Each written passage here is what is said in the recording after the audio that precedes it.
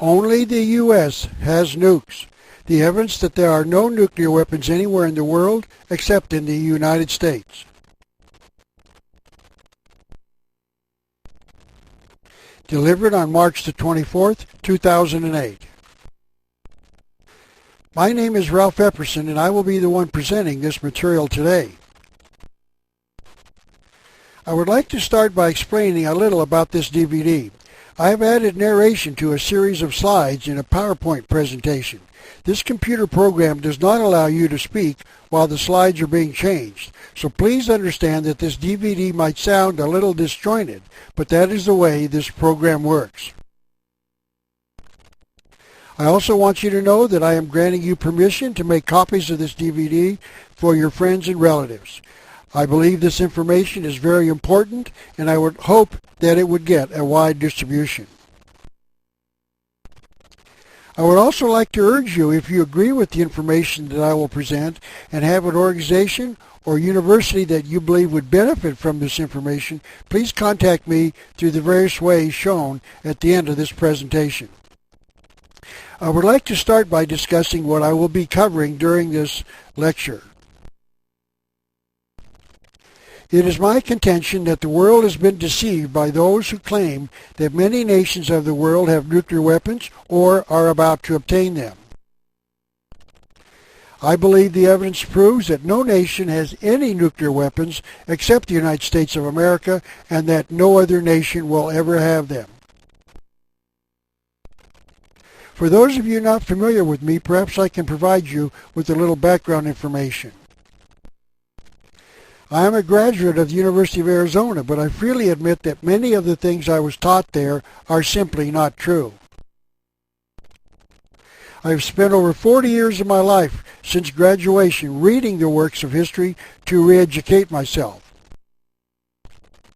And one of the areas where I had to educate myself was in the area of nuclear weapons. I am certainly aware that the world teaches that many nations have nuclear weapons, and that my position is completely contrary to this view. I am the author of 4 best-selling books, the first of which is entitled The Unseen Hand, an Introduction to the Conspiratorial View of History. This book is basically an American history book showing the influence of a conspiracy in the affairs of the United States. My second book is entitled The New World Order, a look at the horrific future planned for us by the world planners. The third one is entitled Masonry, Conspiracy Against Christianity, which provides the reader with the evidence that the Worldwide Masonic Lodge has a, quote, true purpose, end quote, and that purpose is the destruction of Christianity. And I want you to know that I have found that true purpose in their own literature. My fourth and final book is entitled Jesse James, United States Senator. It examines the evidence that Jesse James, the famous outlaw, did not die in 1882, as we have been taught, but lived to be 103 years of age. And between the years of 1882, when he was allegedly murdered, and 1951, when he really died, he was a major figure in America's past. He was elected a senator from the state of Montana and actually sat in the Senate of the United States for one term from 1901 to 1907 as a Democrat. This book can change the way you look at America's recent past. I was honored when I was invited in 2006 to be a guest on a History Channel program entitled Decoding the Past, in which I discussed the secrets concealed inside the symbols on the back of the dollar bill. By the way, I put the word void on the dollar bill to avoid receiving a charge of counterfeiting. And the reason they invited me was because of my explanation of the hidden meanings behind those symbols that I had written about in my books and videos. I started discussing these symbols in 1985 when I toured the country on a speaking tour with my first book entitled The Unseen Hand. Now I want to explain that I wrote this lecture myself because I have no staff assisting me. I have done all my own research, and as you will see as you view it, I use material readily available to anyone wanting to explore the possibility that there are no nuclear weapons in the world except in the United States. My sources have been my local newspapers, national magazines, and the books written by those directly involved in the subjects discussed. I have no confidential sources, no government officials leaking information to me, and no one paying me to say these things. I have limited funds to produce this lecture, so I've used the most economical way that I know of to make it. So please understand that I am totally responsible for what you are about to see and hear. Now, I am certain that most of you watching this lecture have never considered the possibility that there are no nuclear weapons anywhere in the world except in the United States, and I understand that. But I am totally convinced that my research has been conducted into the material that proves my contention. And all I can do is ask that you be open and consider all of the evidence that I will be presenting before you judge my conclusions. If you have ever served on a jury, you will remember that the judge admonished you to be as open as you could, forgetting all of your previous prejudices, either in favor of or in opposition to the evidence, and to judge the argument strictly on the evidence presented. Then you would be free to reach a verdict. So may I recommend that you sit on a jury, please be open, and let me explain why I am making these claims. Now, I would like to thank you for allowing me this opportunity to speak on a subject as controversial as this. I truly appreciate it. I would like to start with a remembrance of a fine young man named Willie Solis. I first met him in 1983 and was instantly impressed with his conviction against communism. He was a Costa Rican who was photographed as he burned a flag in his town square. But the flag he burned was not the American flag, but the Russian flag. He burned their flag after he had learned that Russia had shot down the Korean Airlines Flight 007 in 1983 with American Congressman Larry McDonald and 268 other passengers and crew on board. I dedicated my second book to Willie with these words. I dedicate this book to Willie Solis, a freedom fighter from Costa Rica, who loved freedom so much that he was willing to pay the ultimate price for it. And he did. He was murdered by the communists. Willie Solis, 1962 to 1984, we miss you. Now I would like you to know that I started questioning the premise that the world was on the brink of a nuclear war, perhaps involving many nations, many years ago. This started probably in the early 1970s when I started teaching economics at a community college in Oregon. I was teaching my students that Russian communism was an economic failure. This was the cover of the March 1st, 1982 U.S. News and World Report magazine, and as you can see, it proclaims that communism was a great economic failure. And I had started teaching my students that this statement was true in the early 1970s. I was teaching them that I knew the reason why communism couldn't produce any major technology on its own, and that reason was simply that communism was contrary to human nature. The truth is that man will not produce when he is forced to do so, and communism forces its citizens to produce. I started wondering how an economic system that was such an economic failure could produce rockets capable of going to the moon, orbiting spaceships capable of putting man into space, and thousands of intercontinental ballistic missiles and their warheads. That simply did not make any sense. If communism was such an economic failure, which it was, how could it do such things? That led me to even question the so-called Cold War, where we were supposed to be facing a military power superior to ours, the Communist government of Russia. We had been taught that Communist Russia had produced 15,000 or so nuclear warheads and that they were poised to strike targets in America. For over 50 years, ever since the United States dropped 2 atomic bombs on Japan in 1945, near the end of World War II, the world has been caught up in a fear of a nuclear war. Thoughts that the entire world could be destroyed in a nuclear war have frightened billions of people around the world. President George Bush showed just how serious the nuclear threat was in a speech he delivered on October the 17th, 2007. He stated that the possibility that the nation of Iran could get nuclear weapons raised a specter of World War III. Just a few years ago, the American government was telling us that Saddam Hussein of Iraq was developing nuclear weapons. They told us that Communist China either had the bomb or they were developing one.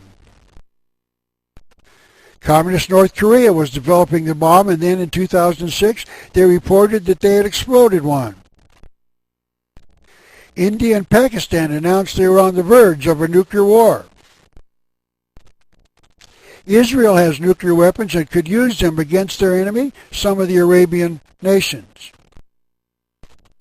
In 1962, Russia sent nuclear-tipped missiles into Cuba, and the world teetered on the brink of a nuclear war with that nation. And all of this threat started in 1949 when Russia reported that they had exploded an atomic bomb 4 years after the Americans dropped the atomic bombs at Hiroshima and Nagasaki to end World War II. However, there was some doubt in the American government about this atomic bomb blast. President Harry Truman said this: "I am not convinced the Russians have achieved the know-how to put together the complicated mechanism to make an atomic bomb. I am not convinced they have the bomb." So the American president was not convinced that Russia had exploded an atomic bomb. Now, in 2006, it is claimed that North Korea has the atomic bomb.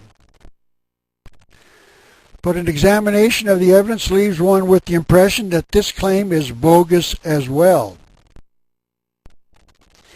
It was way back in 1994 that North Korea started claiming that they had a nuclear bomb, but this article in the Tucson Citizen newspaper of February the 25th, 1994 states that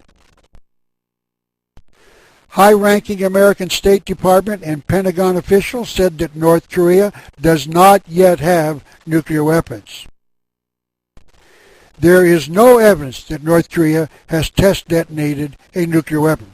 So even if the North Koreans in 2006 had the warhead as they claimed, it took them about 12 years to finally set one off. And it took the United States maybe 3 years to do the same thing. But there is evidence that North Korea has been lying about their claim to have detonated an atomic bomb. And not only lying about the atomic bomb, but whether or not they even have the ability to make the uranium to put into an atomic bomb. This article appeared in the Tucson Citizen on November the 5th, 2003, and reported, U.S. intelligence is not certain there even is a uranium enrichment plant, and that their claims might be a strategy of bluff to extract concessions from the United States. So it appears as if North Korea knows how to deceive the rest of the world. And it appears as if they are deceiving the world about their ability to explode an atomic bomb in order to force the American government to pay them with concessions. This is an article that appeared in my local newspaper on May the 7th, 2005, and it reported that U.S. spy satellites have detected what may be preparations for North Korea's first test of a nuclear weapon, although analysts believe it could be a calculated ruse, meaning a trick, on their part. So American experts were already questioning whether this attempt was a trick. The satellite images show they have dug and refilled a significant hole in the northeastern part of the country. The hole was dug in a manner consistent with preparations for an underground nuclear test, although it is not known whether they deposited a weapon inside. The North Koreans have a good idea when U.S. spy satellites are overhead and are capable of making such preparations solely to cause a reaction amongst its adversaries. So the American government suspected that their threat of exploding a nuclear weapon in 2005 was a trick. This is the Arizona Daily Star article of October the 9th, 2006, wherein they reported that North Korea claimed to have detonated a nuclear weapon. It reported that North Korea had claimed that there was no radioactive leakage from the test site. So the North Koreans were admitting that there would be no way for America to test to see if there was any radioactivity so that they could conclude that they had actually detonated a nuclear weapon. Apparently some of the South Koreans felt that the test was a real one as they protested the announcement by burning some North Korean banners. Now one was not to question how any Western nation could verify that the North Koreans had done such a thing if the test was conducted underground, and secondly, that they were claiming that there was no radioactive leakage at the site.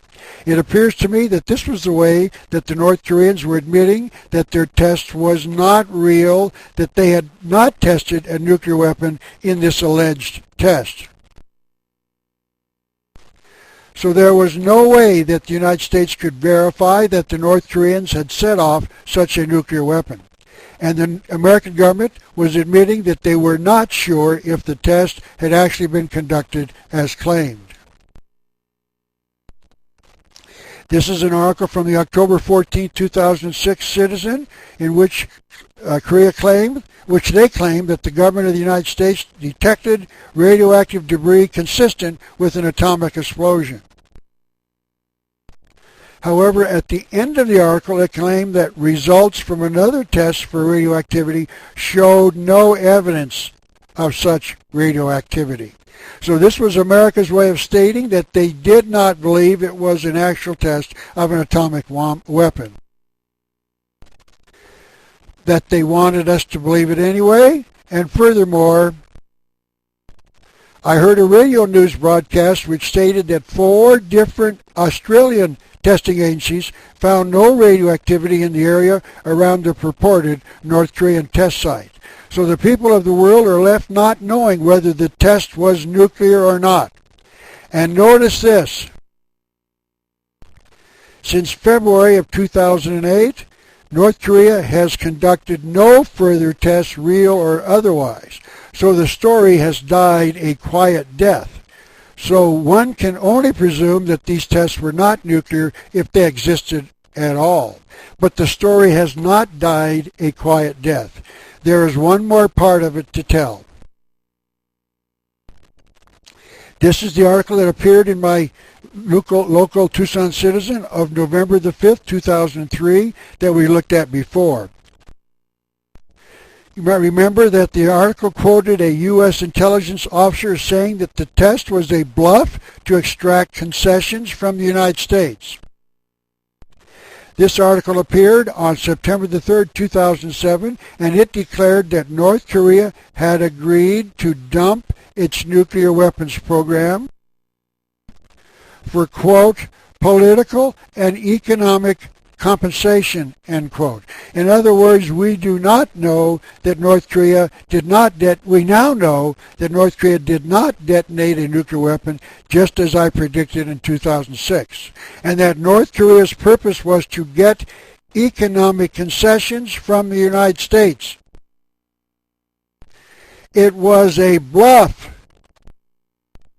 And it worked. They got what they wanted. Economic concessions from the United States. They got our taxpayers' money.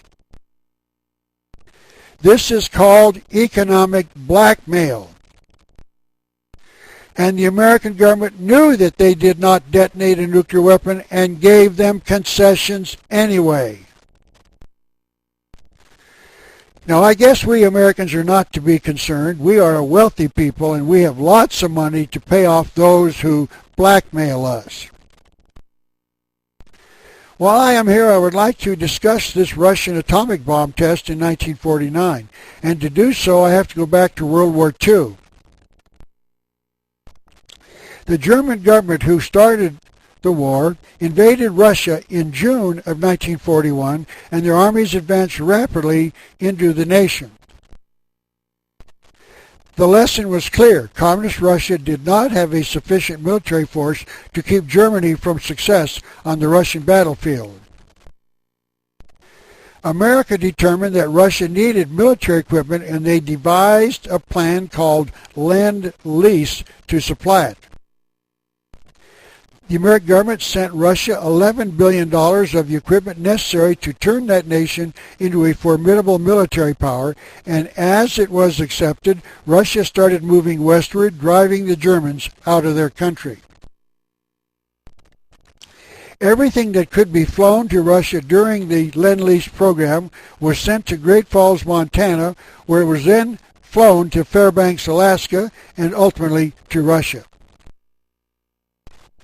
The American officer in charge of expediting the Lend-Lease in Great Falls from May of 1942 to June of 1944 was Major George Racy Jordan.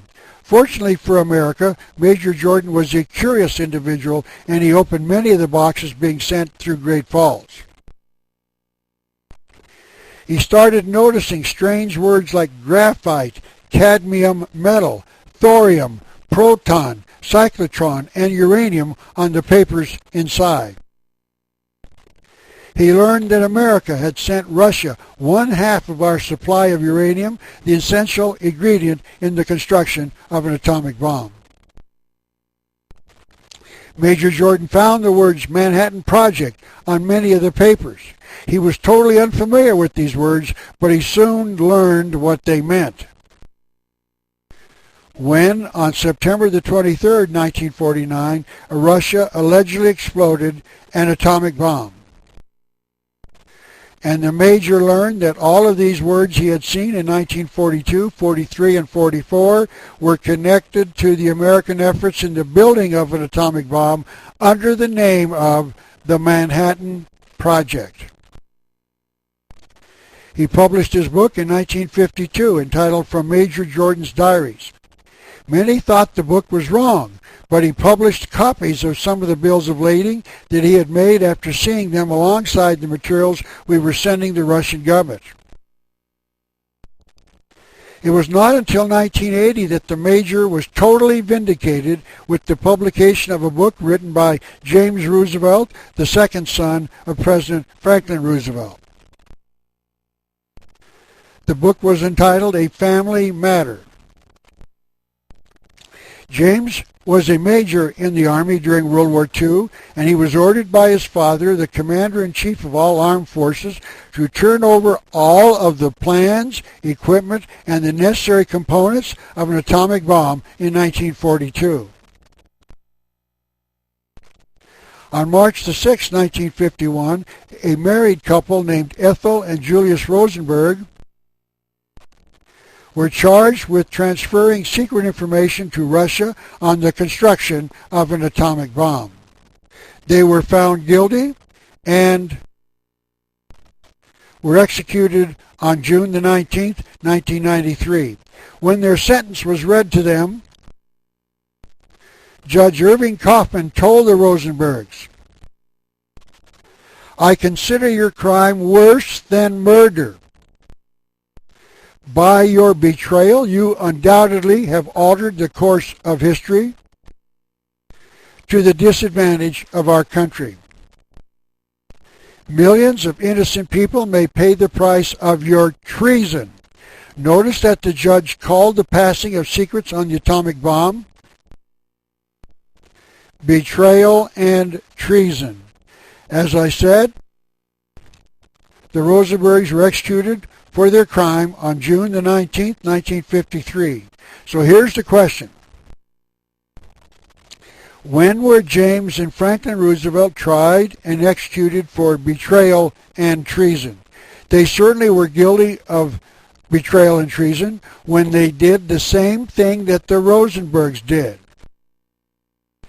But they did not receive the same sentence for the same crime. In fact, they were never tried for their betrayal and treason. And for many years, the Rosenbergs' children had applied to the American government to pardon their parents because they were innocent. And if they were innocent, why would the Roosevelt administration falsely charge them? And I've been wondering about that for many years, and the only explanation that I can come up with is this. The Roosevelt administration tried and convicted them and used their trial as a way of proving to the American people that the Russians now had the atomic bomb. And this way they could start the Cold War, and that would be costly, very costly indeed. And the American people would be taxed to pay for a threat that the Roosevelt administration created. Their explanation makes enormous sense to me because it fits the facts. They had to give the Russians the atomic bomb so that government could tax the American taxpayers of trillions of dollars for a Cold War threat that did not exist. So it is my considered opinion that all of this is an enormous charade because the only nation with any nuclear weapons today is the United States. That means that none of the other nations have them, and none of the other nations will ever have them. That means there is absolutely no nuclear threat in the world unless the United States launches the nuclear weapons. That means that there are those in the American government even today who know that only the United States has nuclear weapons, but that they are duty-bound to protect the lie. Now, proving this claim has been a difficult task, because if I am right, none of the nations of the world will tell us. Do not expect Russia, North Korea, or Red China to admit that they have been perpetrating an enormous scam on the world for over 50 years. But I believe that I have developed enough documentation to prove my charges, and I am hoping that you will see that as we progress through the evidence. It might be important for me to now give you a little more personal background so that you can know why I came to the conclusion that we have been deceived. I have been a student of history for over 40 years, and my research has shown me that there is a massive conspiracy at work in this world. And to show you how they've managed our past, I would like you to know a little bit more about my first book, The Unseen Hand, an Introduction to the Conspiratorial View of History. This book examines the evidence that the major events of the past, the wars, revolutions, and depressions, have been caused intentionally, years in advance, by an evil conspiracy. I call this view the conspiratorial view of history, and it definitely is not the view held by the majority of the historians today. The more traditional view of history is called the accidental view, and this view holds that the major events of the past have occurred by accident. No one really knows why these events happen, they just do. It might be appropriate at this time to define the word conspiracy as two or more people meeting in secret with an evil purpose.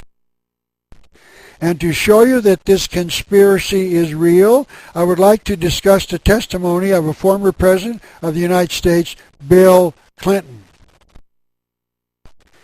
I want you to know that this President told us on a live national broadcast that there was a conspiracy and that he had been elected President of the United States because he was a supporter of it. And to start the discussion, I would like to show you a book that the former President and Vice President Al Gore wrote in 1992. It was entitled Putting People First. And on page 217 of this book, Bill Clinton provided us with the transcript of his acceptance speech he delivered on July the 16th, 1992, when he accepted the nomination of his party as President of the United States. And on page 231, this is what he said. We're going to read those lines underlined in the yellow. As a teenager, I heard John Kennedy's summons to citizenship. And then as a student at Georgetown University, I heard that call clarified by a professor I had named Carol Quigley. We now have to go back a few years to the summer of 1963 when Bill Clinton was elected to participate in a thing called Boys Nation, held each year in Washington, D.C. to expose some of the next year's senior students to life in the political arena.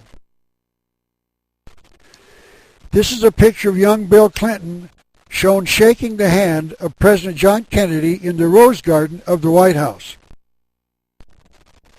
This picture had to be taken during the summer of 1963 because, as you know, President Kennedy was assassinated in November of that year.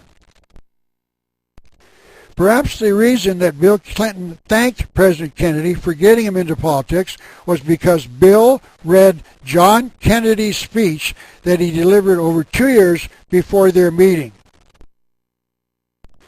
That speech was delivered on April the 27th, 1961, and in it President Kennedy said, "The very word secrecy is repugnant in a free and open society. We are a people inherently and historically opposed to secret societies, to secret oaths, and secret proceedings." But it wasn't until several years later that young Bill Clinton learned exactly what Kennedy was speaking about. As you know, he was elected President of the United States in 1992. And to acknowledge the defeat of George Bush, the incumbent president, Time magazine named Bill Clinton Man of the Year in January of 1993. By the way, please notice what Time did when they placed Bill Clinton's picture in front of the letter M in the word Time. They strategically placed his head in such a way as to show the two lines of the letter M as being horns on top of his head. Were they trying to tell us something? But in truth, Time magazine should have named these two men as Men of the Year. President John Kennedy and Professor Carol Quigley, the two men who made Bill Clinton President of the United States. Just so you know, I want to apologize to Time. I took one of their covers and cut out its picture and made this cover myself. I don't want to get sued for claiming they made a cover when they didn't. Let me now discuss how these two men made Clinton President of the United States. According to this U.S. News and World Report article in 1992, Bill Clinton graduated from Hot Springs High School in 1964. He then went to Georgetown University later that year. If he completed his studies in 4 years, he would have graduated in 1968, and that's what he did. Let me show you what Dr. Quigley taught young Bill Clinton while he was at Georgetown. Dr. Quigley wrote this book entitled Tragedy and Hope in 1966 when Bill Clinton was a student at Georgetown. This is a poor quality photocopy of the Georgetown Alumnus magazine for the winter of 1993, meaning 25 years after Bill Clinton graduated. It says that the book entitled Tragedy and Hope was required reading for Dr. Quigley's courses. That means that Bill Clinton read this book while he was at Georgetown, and we can now read what Bill read. The inside dust cover says that Dr. Quigley was the professor of history at the Foreign Service School at Georgetown University and that he formerly taught at Princeton and Harvard, and that he received his PhD from Harvard University as well. So Dr. Quigley is what you would call a liberal establishment professor. Now let's see what Dr. Quigley taught young Bill Clinton in his book. This is taken from page 950 of Tragedy and Hope. Quote, "There does exist and has existed for a generation, meaning back to around 1920, an international Anglophile network which operates," and by the way, the word Anglophile means primarily English. So it operates to some extent in the way the radical right believes the communists act. In fact, this network, which we may identify as the round table groups, has no aversion to cooperating with the communists or any other group, and frequently does so. Quigley wrote, "I know of the operations of this network because I studied it for 20 years, meaning back to just about World War II, and was permitted for 2 years in the early 1960s to examine its papers and secret records. And now listen to this incredible confession. I have no aversion to it or most of its instruments. But in general, my chief difference of opinion is that it wishes to remain unknown. And I believe its role in history is significant enough to be known." And that is why he titled his book Tragedy and Hope. It is a tragedy that this network is hiding itself from the view of the public, but that they are the hope of the world. Now this is an absolutely staggering statement. This conspiracy planned World War II, which started in 1941, but was planned as early as 1920, and killed 53 million people because this network wanted to create the United Nations. And Dr. Quigley has no aversion to that. And notice, if Bill Clinton did not rebuke the views of Dr. Quigley, as he did not, that means that Bill Clinton also has no aversion to the murder of 53 million people to give the people of the world the United Nations. That shows you just how evil this conspiracy is. And Dr. Quigley continued with this quote from page 324. "The powers of financial capitalism had another far-reaching aim. Nothing less than to create a world system of financial control in private hands, able to dominate the political system of each country and the economy of the world as a whole. This system was to be controlled by the central banks of the world." And just so you know, the privately owned Federal Reserve is America's central bank. And these central banks act in concert by secret agreements arrived at in frequent meetings and conferences. And then on page 954, Dr. Quigley admits that this conspiracy actually controls communism. It was this group of people who provided much of the framework and influence which the communist sympathizers and fellow travelers took over in the United States in the 1930s. It must be recognized that the power that these energetic left-wingers exercised was never their own power or communist power, but was ultimately the power of the international financial coterie. It now becomes appropriate to introduce you to Cecil Rhodes, one of the many people that Dr. Quigley identified as being one of these conspirators.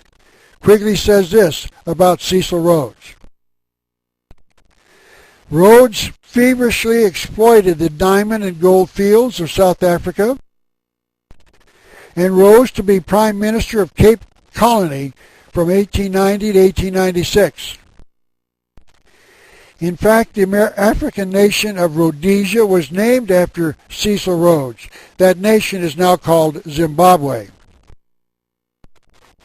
In the middle 1890s, Rhodes had a personal yearly income of about $5 million,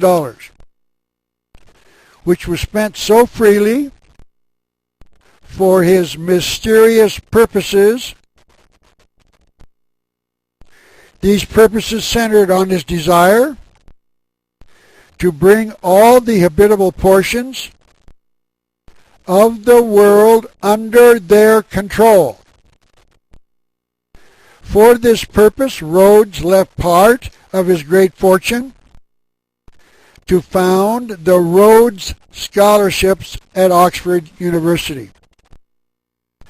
So where did Bill Clinton go after graduation from Georgetown in 1968? This is page 36 of the U.S. News and World Report article we've looked at before, 1992, and it shows that from 1968 to 1970, Bill Clinton was at Oxford studying as a Rhodes Scholar. Dr. Quigley then explained on page 582 what the Rhodes Scholarship Organization did in America. They set up the Council on Foreign Relations in New York. And then on page 950, Quigley taught Clinton the American branch of this organization, abbreviated to the CFR, has played a very significant role in the history of the United States. So in 1988, several years after he returned to America, Bill Clinton joined the Council on Foreign Relations.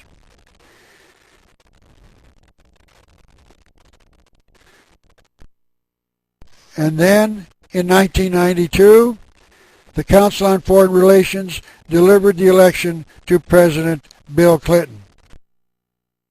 And President Clinton showed his gratitude by appointing at least 100 CFR members to positions inside his administration. I think this would be the time to mention one more individual who assisted young Bill Clinton determine how to become President of the United States. And that person was William Fulbright, a Democrat senator from Clinton's home state of Arkansas. President Clinton worked on the senator staff while a young man. And it is no coincidence that Senator Fulbright was both a Rhodes Scholar and a member of the Council on Foreign Relations. And the last quote I would like to bring to your attention is this one, found on page 73 of Tragedy and Hope. Dr. Quigley wrote, "The business interests expected to control both parties equally." What Dr. Quigley was saying is that both political parties are controlled by the same people. This was amply illustrated by this cartoon of both political parties occupying the same castle, the Democrats occupying one wing and the Republicans occupying the other. And the leaders of the two parties are meeting together on the roof of the building. Dr. Quigley continued, "Indeed, some of them intended to contribute to both and allow an alternation of the two parties in public office. That means the Democrats in office would be there for 8 years, and then the Republicans would be in office for 8 years, pretty much the same as it has been doing since the 1920s. The Republicans held the presidency under President Ronald Reagan for 8 years from 1981 to 1989. The Democrats held the presidency under Bill Clinton for 8 years, from 1993 to 2001. And then George Bush, the son, was elected to 2 terms, which means he will leave office in 2009. All because there is an international network that controls both parties equally. Now let me continue with Quigley's answer to the question. Why do they want to alternate the 2 parties in power? And here's his answer. In order to conceal their own influence and inhibit any exhibition of independence by politicians, and allow the electorate, that's us, allow the electorate to believe they, meaning us, were exercising our own free choice. See, we dummies are too stupid to figure this out, so they get away with it. We think that we change things when we elect Republicans after the Democrats have ruled for 8 years, and they get away with it. And to show you that the statement that both parties are controlled by the same people is true, let me show you the evidence that President George Bush, the father, intentionally threw the election in 1992 to Bill Clinton. There is a universal rule in politics, whether you are running for the presidency of the United States or for dog catcher of Tucson, and here you'll see one of my lawn signs. I ran for dog catcher in 1996, and this is one of my signs. Unfortunately, I didn't win, but I don't think it was my campaign slogan, vote early and often, had anything to do with it. But let me get back to what I was saying. There is a universal rule in national, state, and local politics, and that is never, never, never promise a tax increase. You can talk about increasing benefits or adding new bureaus, but you never, never, never tell the electorate you will increase taxes to pay for it. Because if you do, you will most certainly lose the election. The taxpayers will not vote for the candidates who promise tax increases.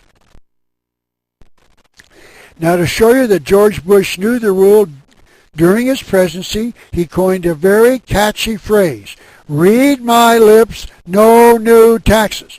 This was repeated so often that it became a joke amongst comedians, but the intent was to make it well known among the American people. So what happened next? George Bush raised taxes in 1990. And he lost the election of 1992.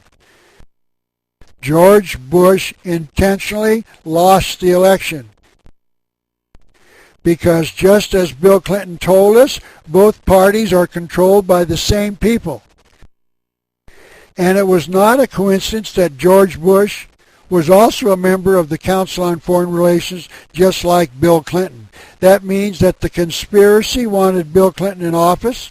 He had followed the yellow brick road, and a conspiracy made him President of the United States. So there you have it. President Bill Clinton is a member of the vast left-wing conspiracy. He has told us with his own mouth.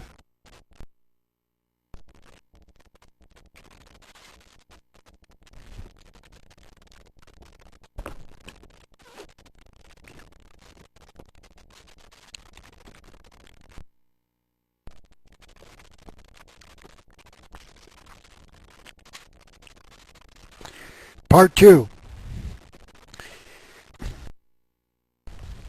The fact that there is a conspiracy in the world is one of the greatest evidences that there are no warheads except in the United States. And to start the discussion, I would like to ask you 2 questions. How many nuclear weapons have been dropped in anger since the 2 bombs were dropped in 1945? And the answer is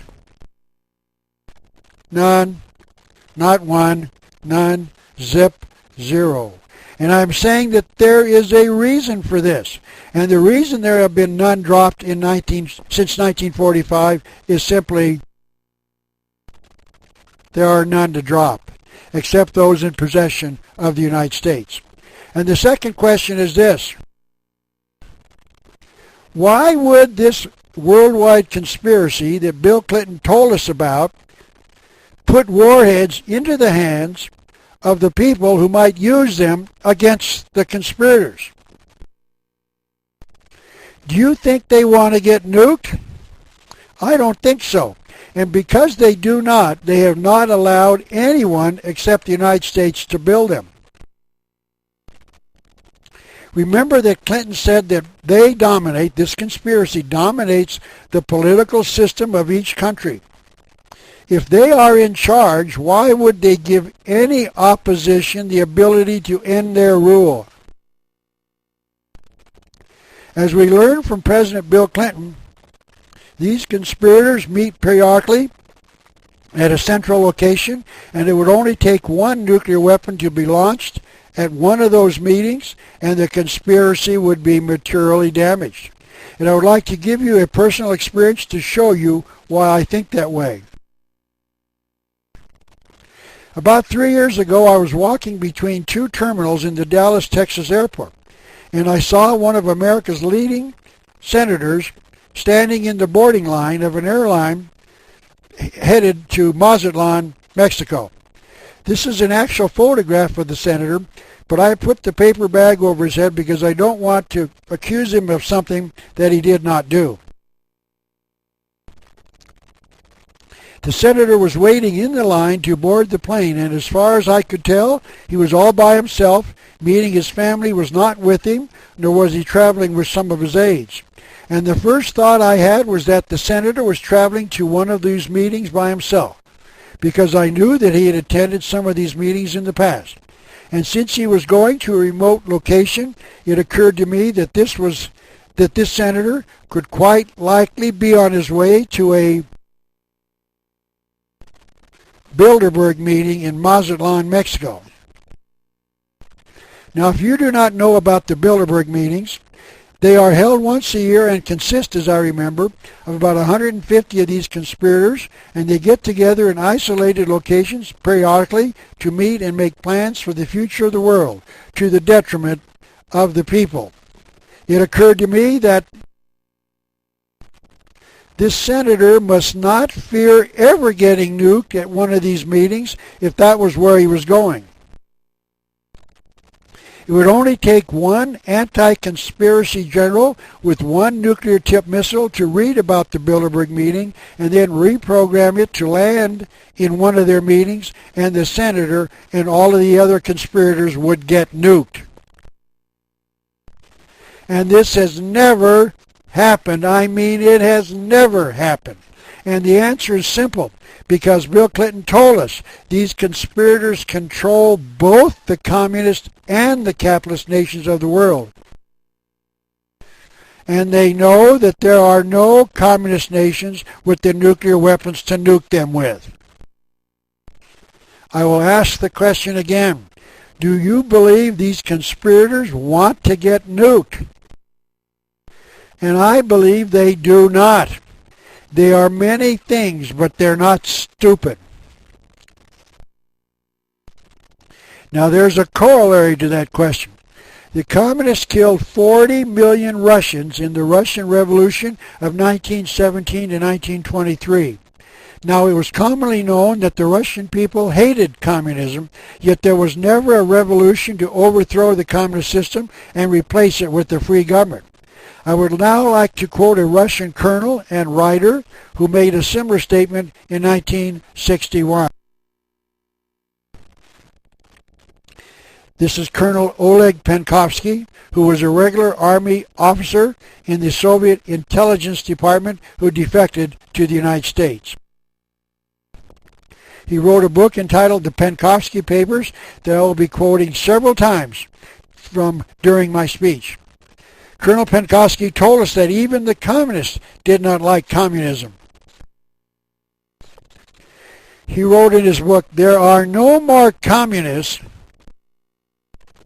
Among my friends, party members of today, there is none who believes in communism. And the question that needs to be asked is, why has there never been a revolution in Russia to replace the communist system if so many people hated the system? And the easy answer to that question is that the Russian people have no weapons to start a revolution, and that is true. The people have had their private weapons taken from them by the communists.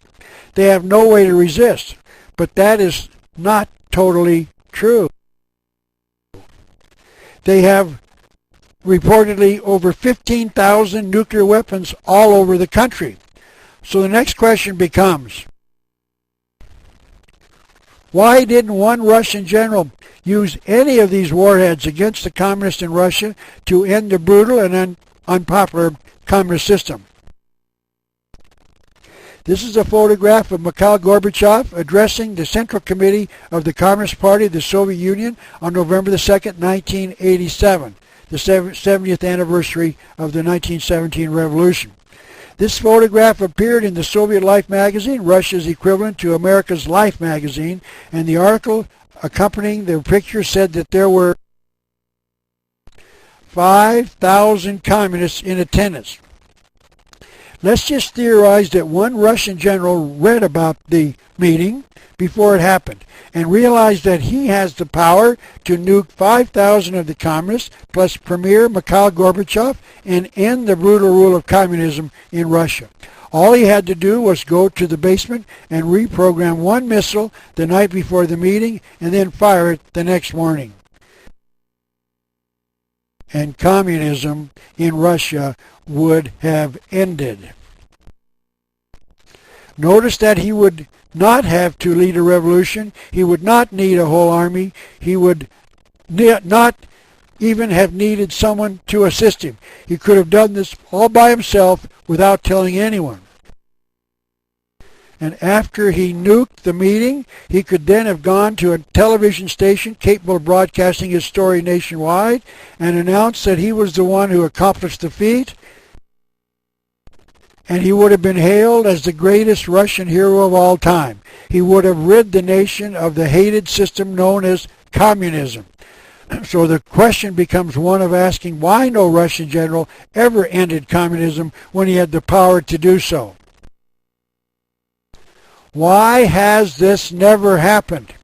In over 60 years of brutal communist rule, since they had nuclear weapons, no one has dared end the very unpopular communist tyranny with nuclear weapons. And I want to know why.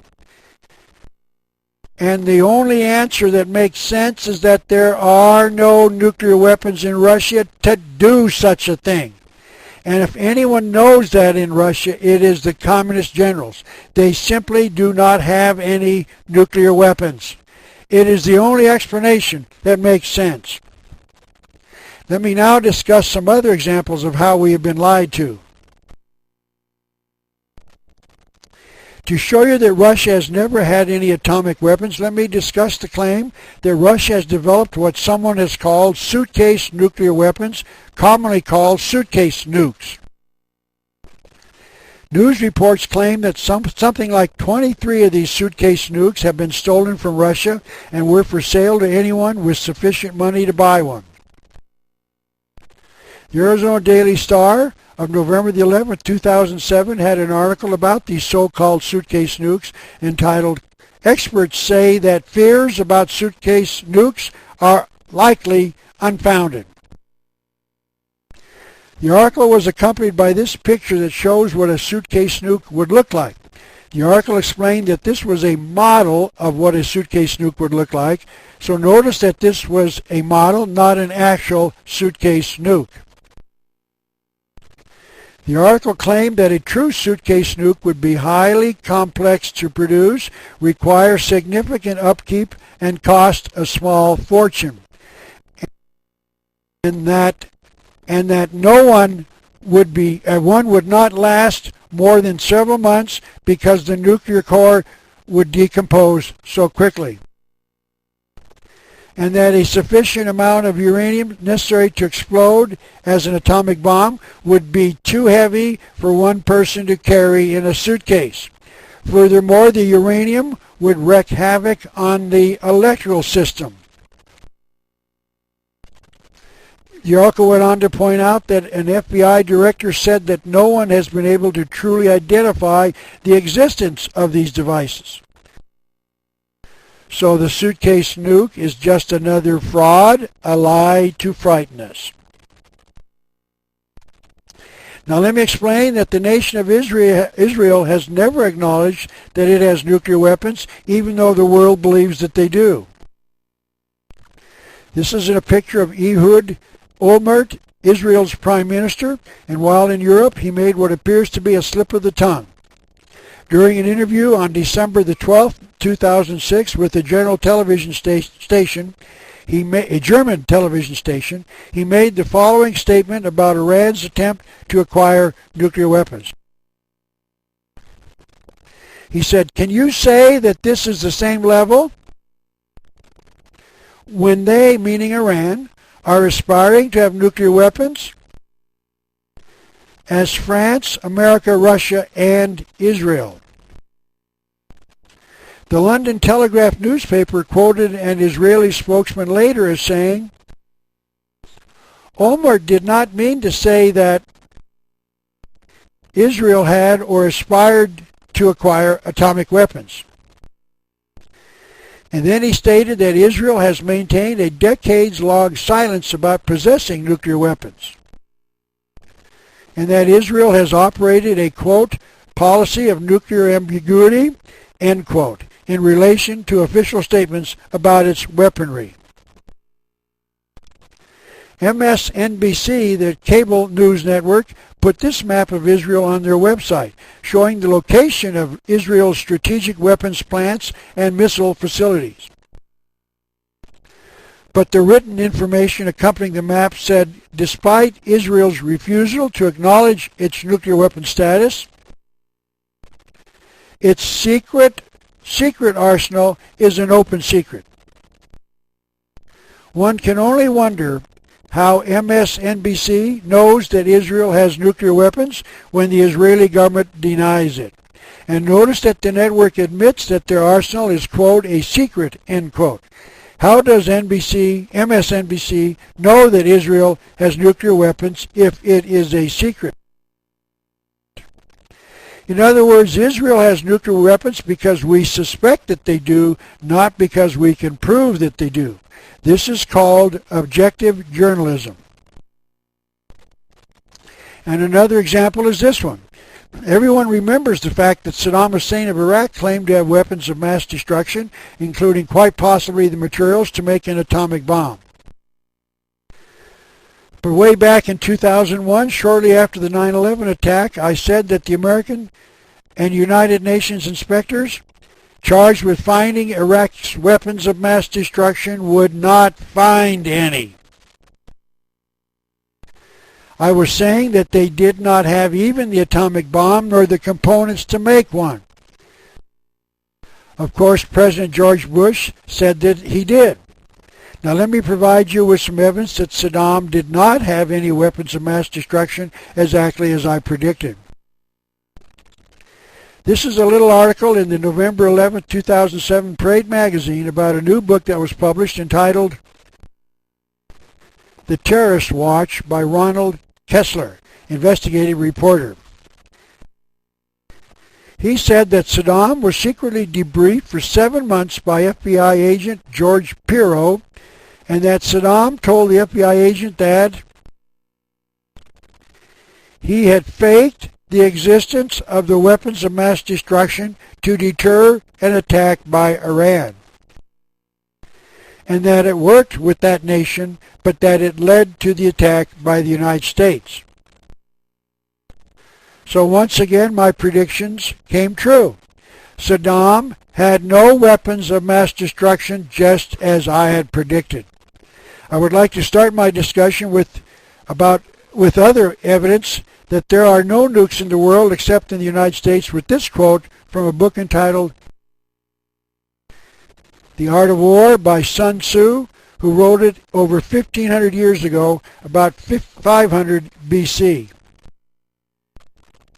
The dust cover of the book claims that these essays have never been surpassed and might well be the concentrated essence of wisdom on the conduct of war.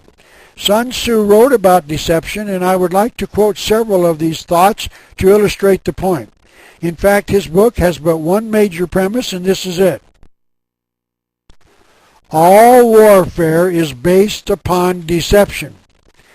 And the final summation of his work is contained in these words. When you see a great enemy, practice deceit.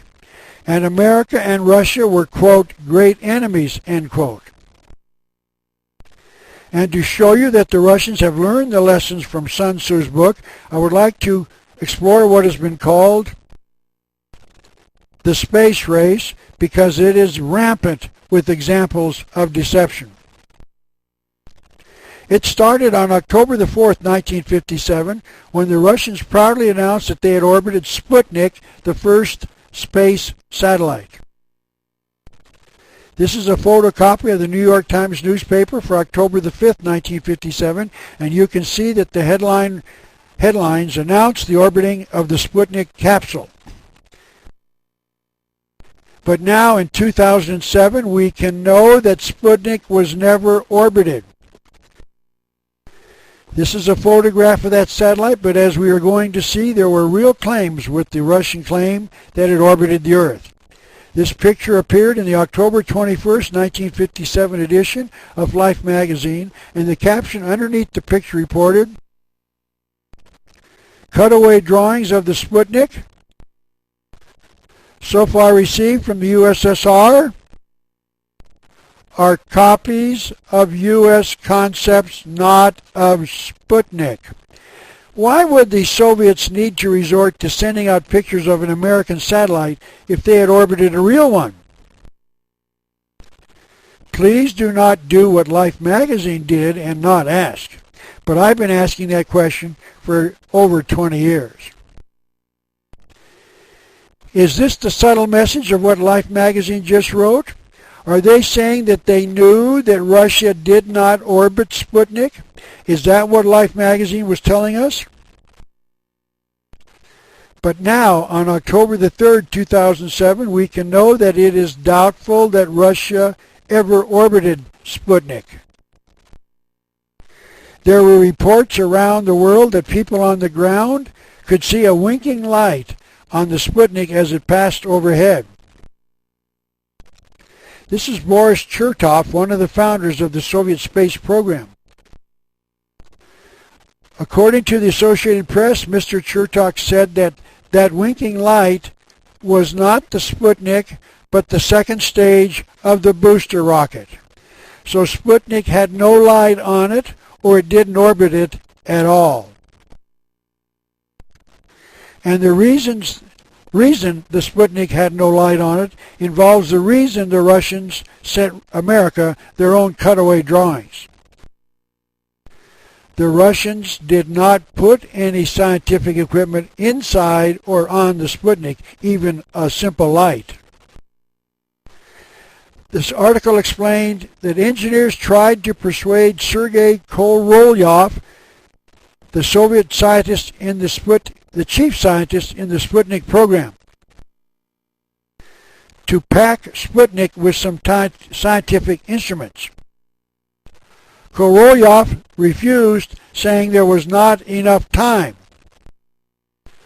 So they sent America cutaway drawings of their Vanguard satellite, meaning our Vanguard satellite, because there was nothing inside or on the Sputnik to show in a cutaway drawing. And Life magazine did not question this.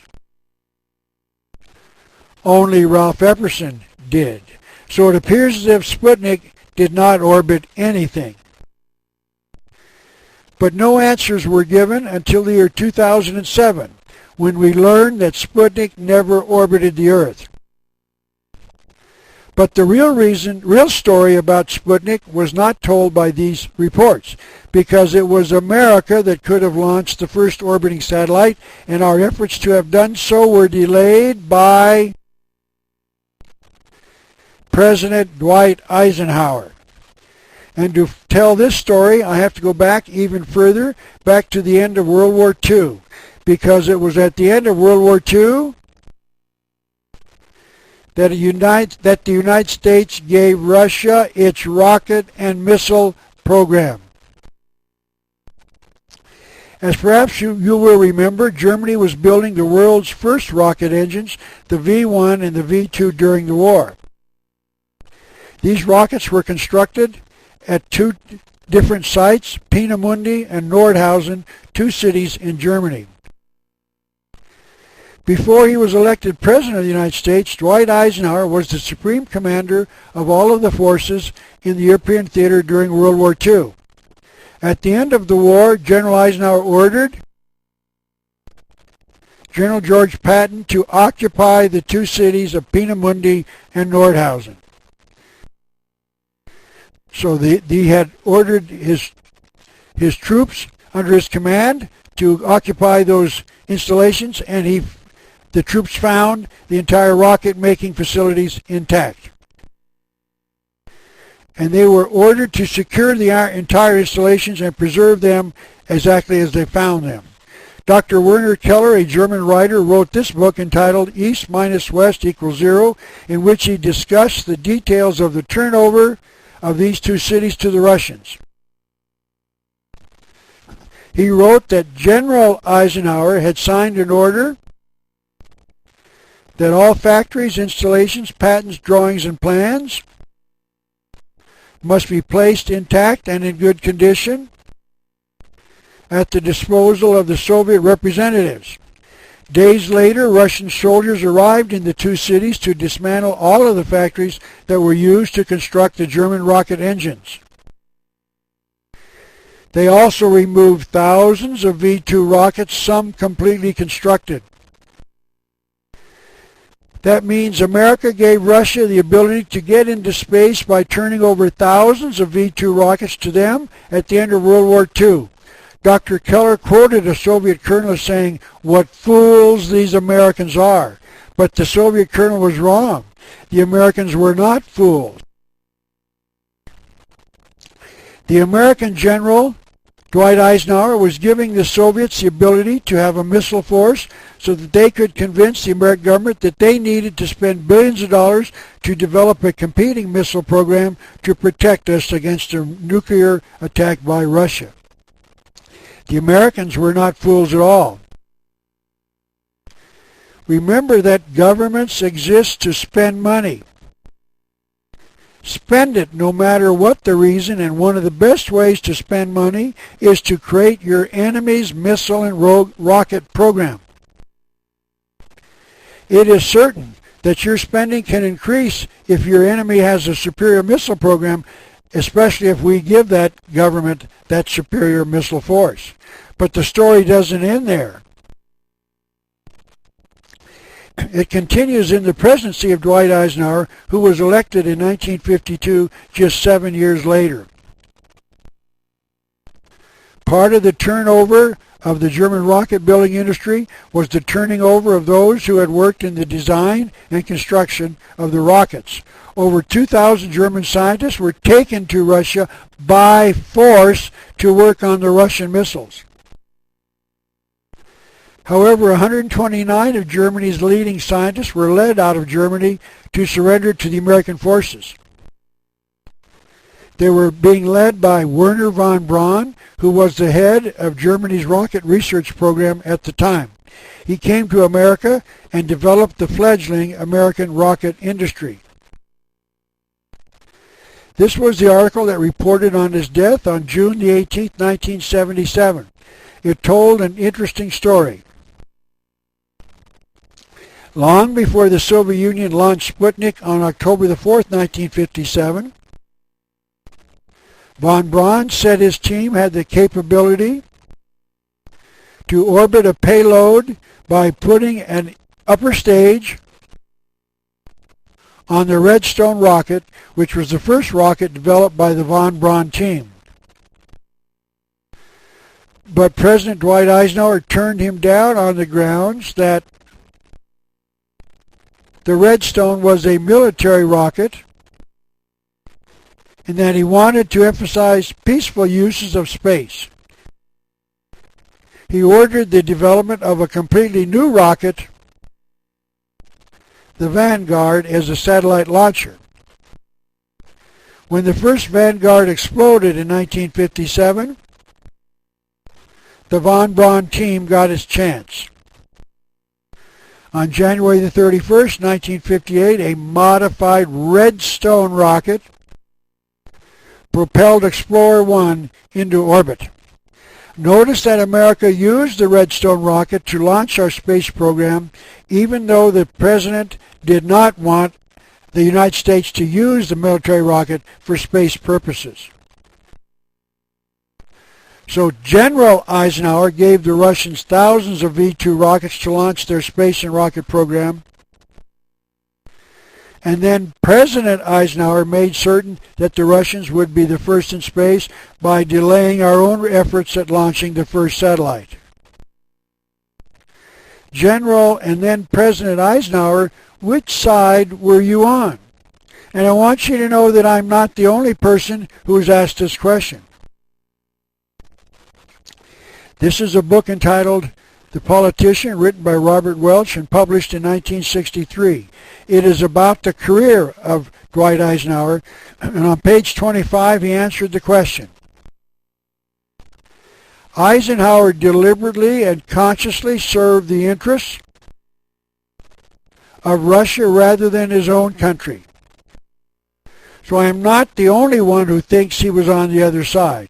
And I would like to recommend that you read this book entitled The Politician to see the documentation that Eisenhower's career as both a general and president did a great deal to serve the interests of the communists. This book really awakened me after I read it back in the 1960s and convinced me that I had to continue my reading. So Russia became the world's leading rocket designer and manufacturer and an early leader in the space race. All because one man, General and then President Eisenhower, did what he could to assist the communist conspiracy. You might recall that Bill Clinton told us that Dr. Quigley wrote that this network has no aversion to cooperating with the communists and frequently does so, and Dwight Eisenhower just proved Clinton and Quigley to be correct. Now let me bring the V-2 rocket that General Eisenhower gave to Russia into the modern world. The world has been frightened by the firings of the Russian-made Scud missile recently all over the Mideast. This article says that Iraq fired Scuds at Kuwait. And there is an interesting story behind this as well. Just a few years ago, the United States press reported that a North Korean ship was found carrying 30 Russian-made Scud missiles bound for Yemen, an Arabian country near Saudi Arabia. So Russia has been selling the Scuds to Middle Eastern nations. Now this is a drawing of the V-2 rocket on the right, shown side by side with the Scud missile on the left. The two are approximately shown in scale to one another, but you will notice that they are basically the same size. The V-2 rocket is 39 feet 8 inches tall, and the Scud is 37 feet tall. And it appears as if the two rockets are of the same diameter. During the Gulf War, the press reported that Iraq fired 7 Scud missiles into Tel Aviv, and that 7 people were injured. That doesn't sound like a very dangerous missile to me. Those who purchased them are not getting much bang for their buck, and their inability to be of much consequence was confirmed by 2 articles that appeared in my local newspaper. This one appeared on January the 24th, 1991, during the Desert Storm War. It reported that the Soviet-made Scud Bs are fairly inaccurate. And that assessment was repeated in this article that appeared 3 days later. This article said that the Russian Scud missiles are descended from Hitler's V-2 weapons, both in technology and purpose, and that they were, quote, too inaccurate and weak to do any significant military damage, end quote. And the reason these missiles are so ineffective is that the Scud missiles are 60-year-old V-2 rockets repackaged to conceal their identity. All the Russians have done is take the covering off of the 60-year-old V-2 and replace it with another one so the witness would not see the resemblance. As I understand it, the V-2 rocket did not have a guidance system. Just like bullets in a gun, they only go where they are pointed. The Scuds were just pointed towards the target and fired. That would account for their being assessed as, quote, being not too efficient, end quote. And Yemen bought 30 of these missiles from Russia just a few years ago. That is called an inventory reduction sale of Russia's discount armament store selling obsolete missiles as war surplus. Now let me show you what the Russians have done with the V-2 rocket that the generous General Dwight Eisenhower gave them back in 1945. This is a scale drawing of the Russian SS-6 Sapwood rocket, shown side by side a drawing of the German V-2 rocket. The Sapwood rocket was developed in 1960, and it consists of 32 rockets strapped around a fuel carrier in the center. You will notice that those yellow and gray rockets around the Sapwood are about the same size as the V-2 German rocket. And the reason they are is because the Russians took the 32 rocket engines, the V-2 rocket engines, already proven to work by the Germans, and Scotch taped them together to increase the thrust of the rocket because they needed a more powerful rocket to launch heavy space equipment.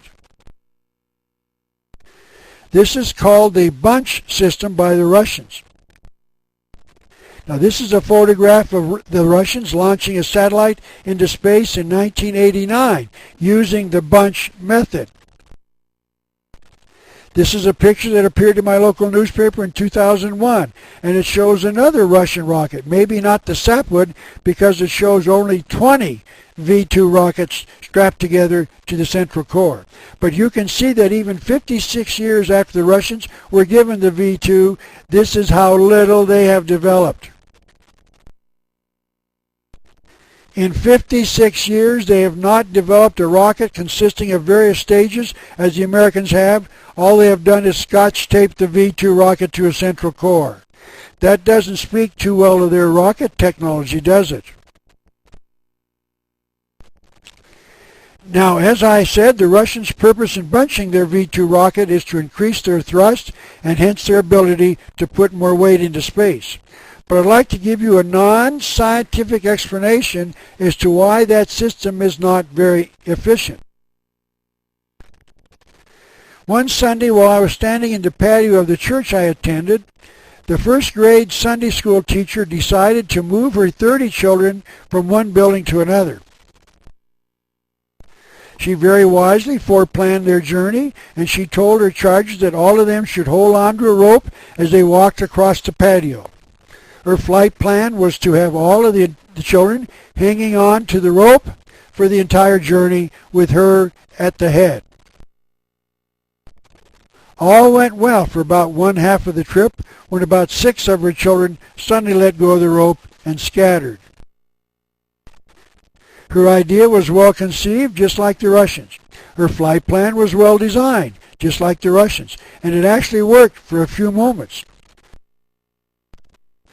But trying to get 32 rockets to fire together is roughly about the same in difficulty as trying to get 30 first-grade children to hold on to a rope.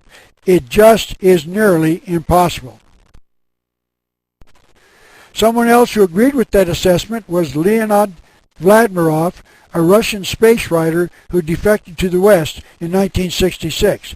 He wrote a book in 1971 entitled The Russian Space Bluff, and in it he tells his readers that as late as 1971, 26 years after Russia got the V-2 rocket, the Soviet Union is still experiencing great difficulties in the construction of large boosters, meaning single booster rockets, and is still making use of the heavy, clumsy, and not very reliable bunch system. So for about 50 years, the Russians have not been able to develop their own rockets. They've used the 50-year-old German-built V-2 rocket to boost their satellites into space. I would now like to discuss some evidence that the American government knows that the Russians do not have a missile nor nuclear weapons force. On December the 8th, 1987, President Ronald Reagan and Premier Mikhail Gorbachev from Russia signed the Intermediate Range Nuclear Forces Treaty, commonly abbreviated to the INF Treaty. This treaty commits both nations to the destruction of hundreds of intermediate range missiles, and it would seem their nuclear warheads. This treaty was only the most recent one signed by both nations in an attempt to reduce the nuclear threat. Now, the first question that occurred to me is this one. Why did the United States believe that Russia had any missiles to destroy when there is overwhelming evidence that they do not? In January of 1986, the Saturday Morning Breakfast Club that I belonged to in Tucson, Arizona, invited a retired Defense Intelligence Agency expert to speak to us. He brought a series of graphs with him showing red lines representing the United States and blue lines representing the Soviet Union. In every case, the blue line was longer than the red line. The Soviets had more tanks, more divisions of soldiers, more submarines, more airplanes, and more significantly, more nuclear warheads than did the United States. After he completed his talk, he graciously consented to answer questions from the audience. So I asked him, how does the United States know that the Soviet Union has missiles and warheads? He responded, we know because of two methods. Our spy satellites take photographs of the Russian missiles, and two, our intelligence departments question defecting Russian citizens for their knowledge of the Russian missiles. I then asked him, can our satellites detect whether a missile on the ground is wood or concrete? And he answered, no, they cannot. I then asked him, how do we know that the Russian defectors are telling the truth?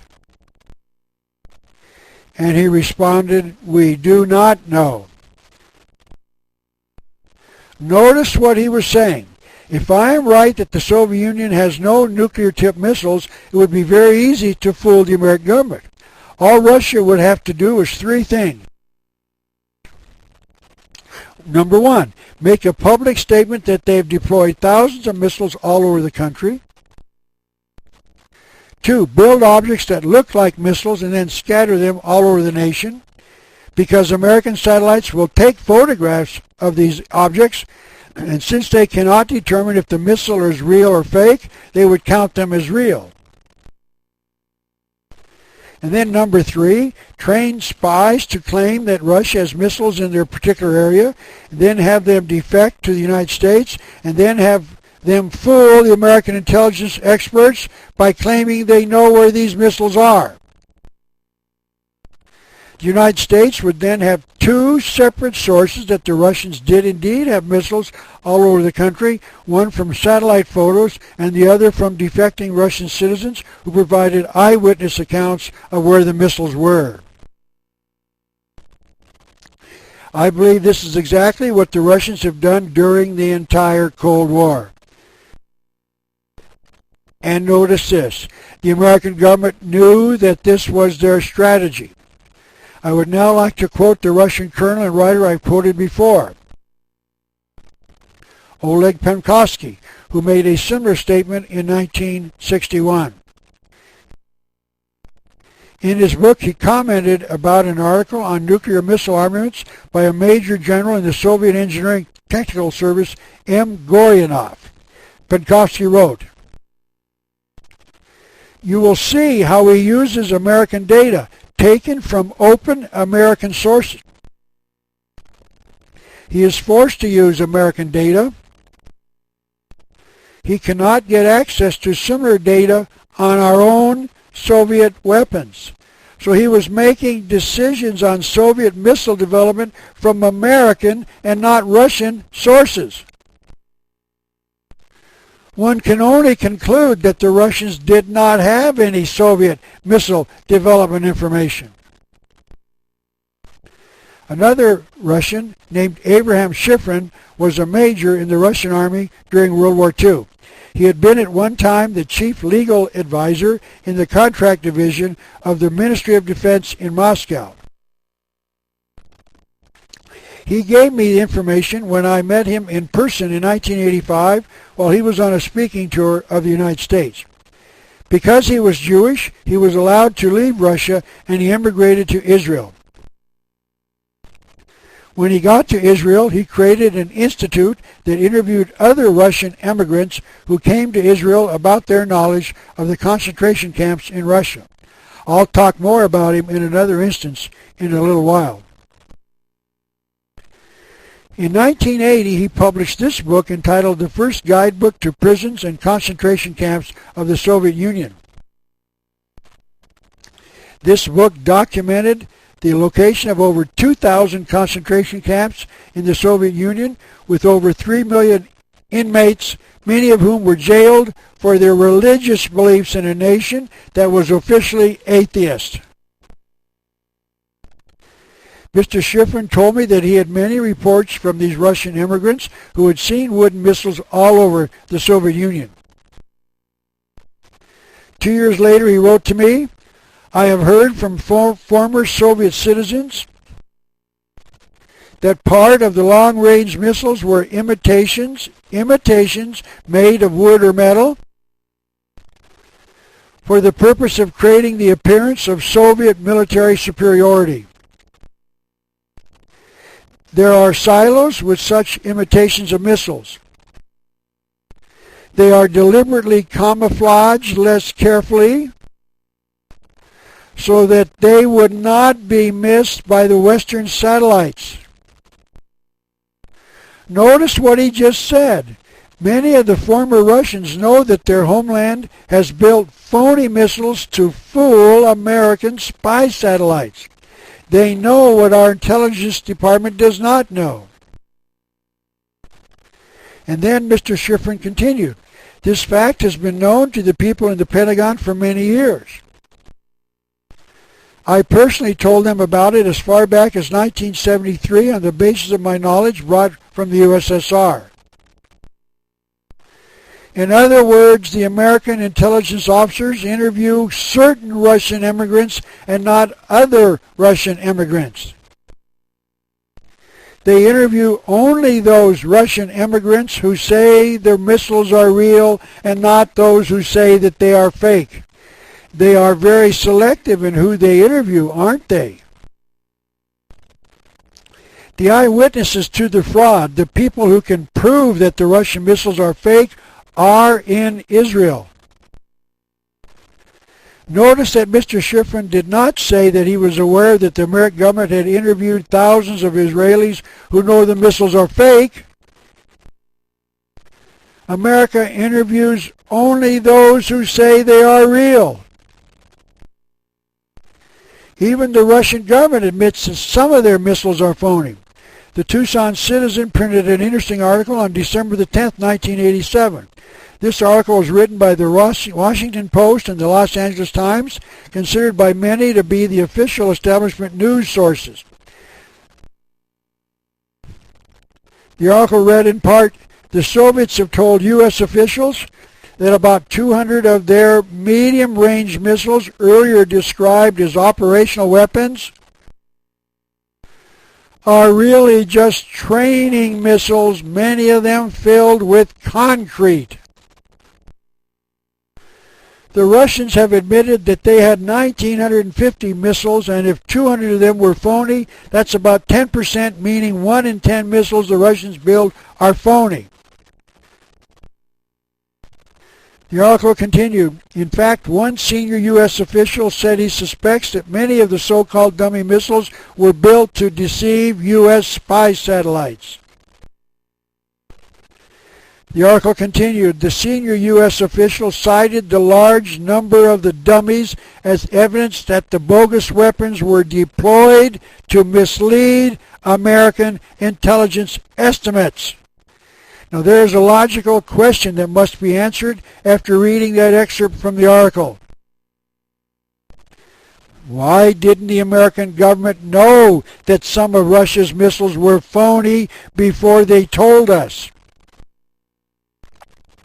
This article confirms the report of the defense intelligence agent that spoke to our Breakfast Club 3 years before, that our spy satellites were unable to detect whether the missiles it photographs are real or fake.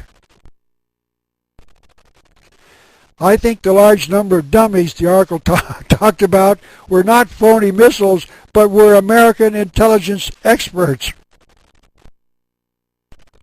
Notice that the article said that the American government has been estimating the number of Russian missiles. This means we do not know exactly how many missiles they do have. That statement can be confirmed by comparing the Russian government statement that they have 441 SS-20 missiles with what the American government has been estimating they have. The INF treaty that Reagan and Gorbachev signed obligates the Russian government to destroy 441 SS-20 missiles, but the American government intelligence community has been estimating they had as many as 2,250. This chart shows the various American estimates, ranging from a low of 550 to a high of 2,250, and the Russians claim to only have 441. The question of whether or not the major weapon the INF Treaty is to destroy, Russia's SS-20 missile, even exists has not been satisfactorily answered. The Russians are obligated to destroy 441 of these missiles, and no one, including the Russians, are certain they even have one. The Daily Oklahoman newspaper for December 25, 1987, had an interesting article on the subject.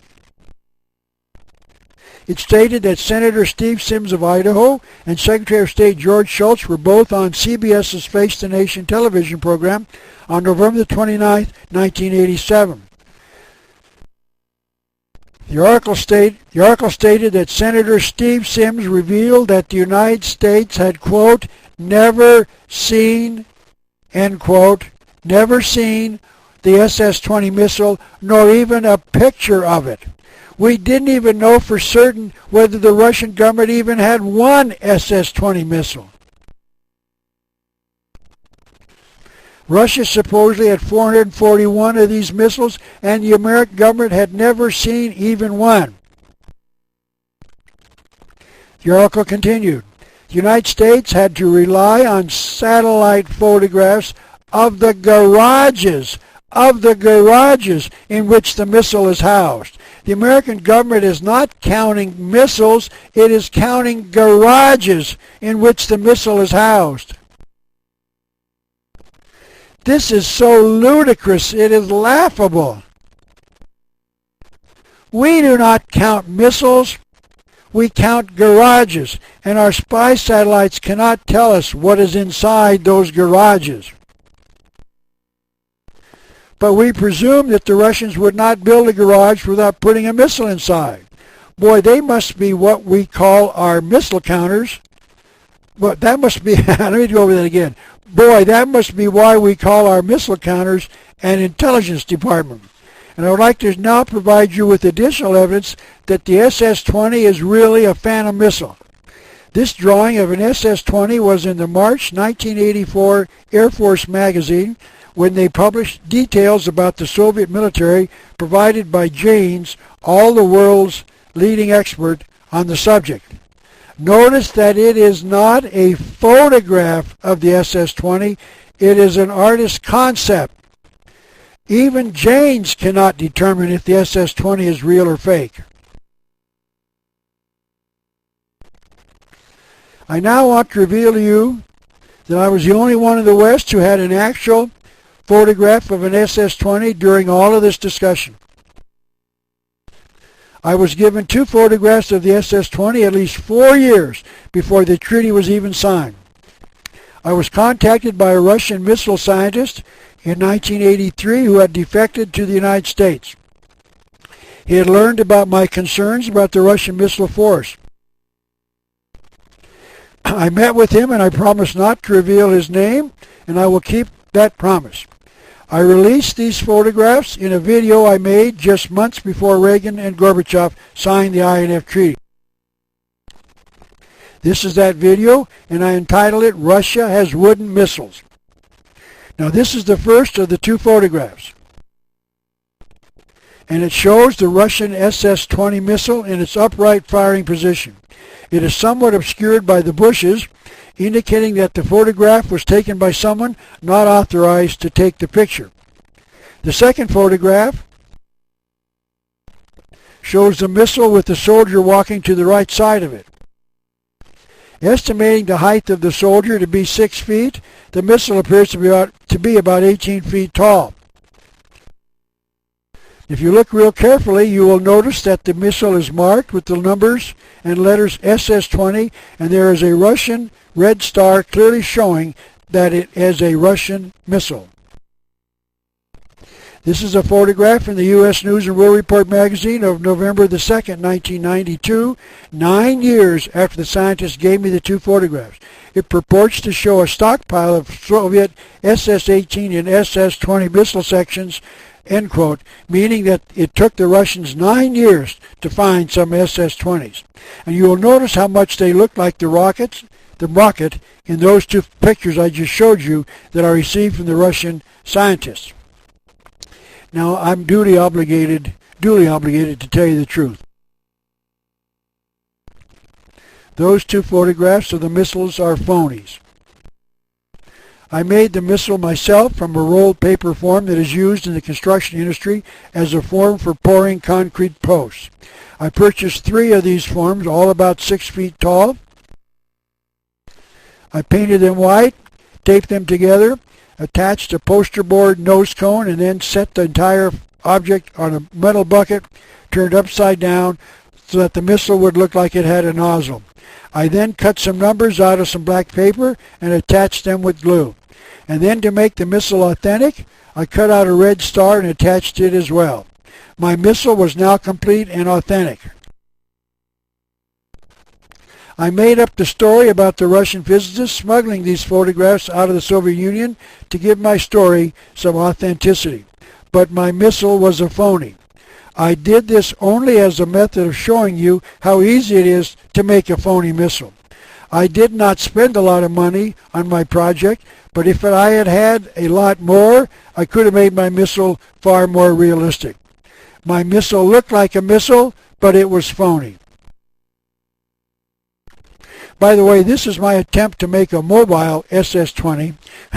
I put the top 6-foot section of my missile in a wheelbarrow so that my missile could be moved to keep it from being detected. Now this is an actual photograph of a Russian scientist making several other SS-20 missiles. In my video that I made in 1987, I announced that I was hoping that some Russian KGB agents had watched my video on Tucson television, because I wanted them to know that if they ever launched any of their phony missiles on the United States, I was fully prepared to launch my phony missile in retaliation. I wanted them to know that I would launch my missile because I wanted to protect America. But let me get back to reality and show you that we have believed an enormous lie. The Russians have made a public display of their largest rockets for years in their annual May Day parade. This is a picture of a, quote, Russian intercontinental ballistic missile, end quote. And for over 30 years, the American government believed that these rockets were real, and they had thousands of them poised to destroy America. But finally, on November the 19th, 1998, the New York Times finally told the truth.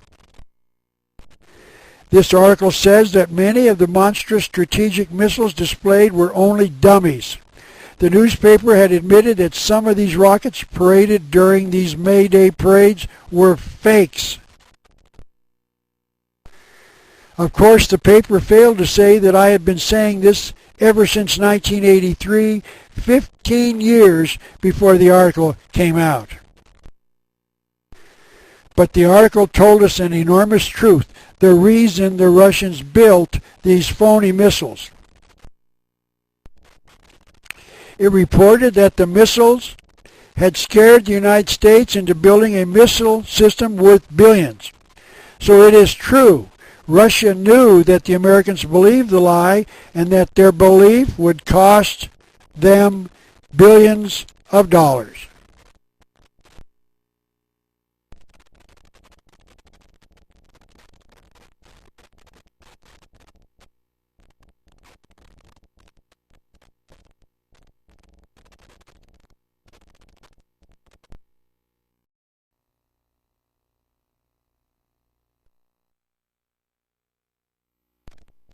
Only the U.S. has nukes, part 3 of 4.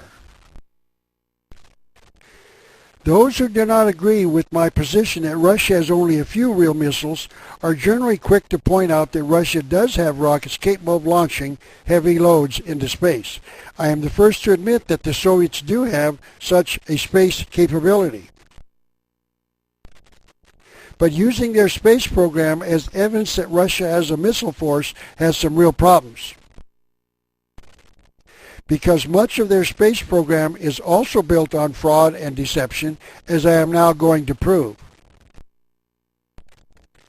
Another one of Russia's space successes that must be questioned is their claim to have launched the first man into space.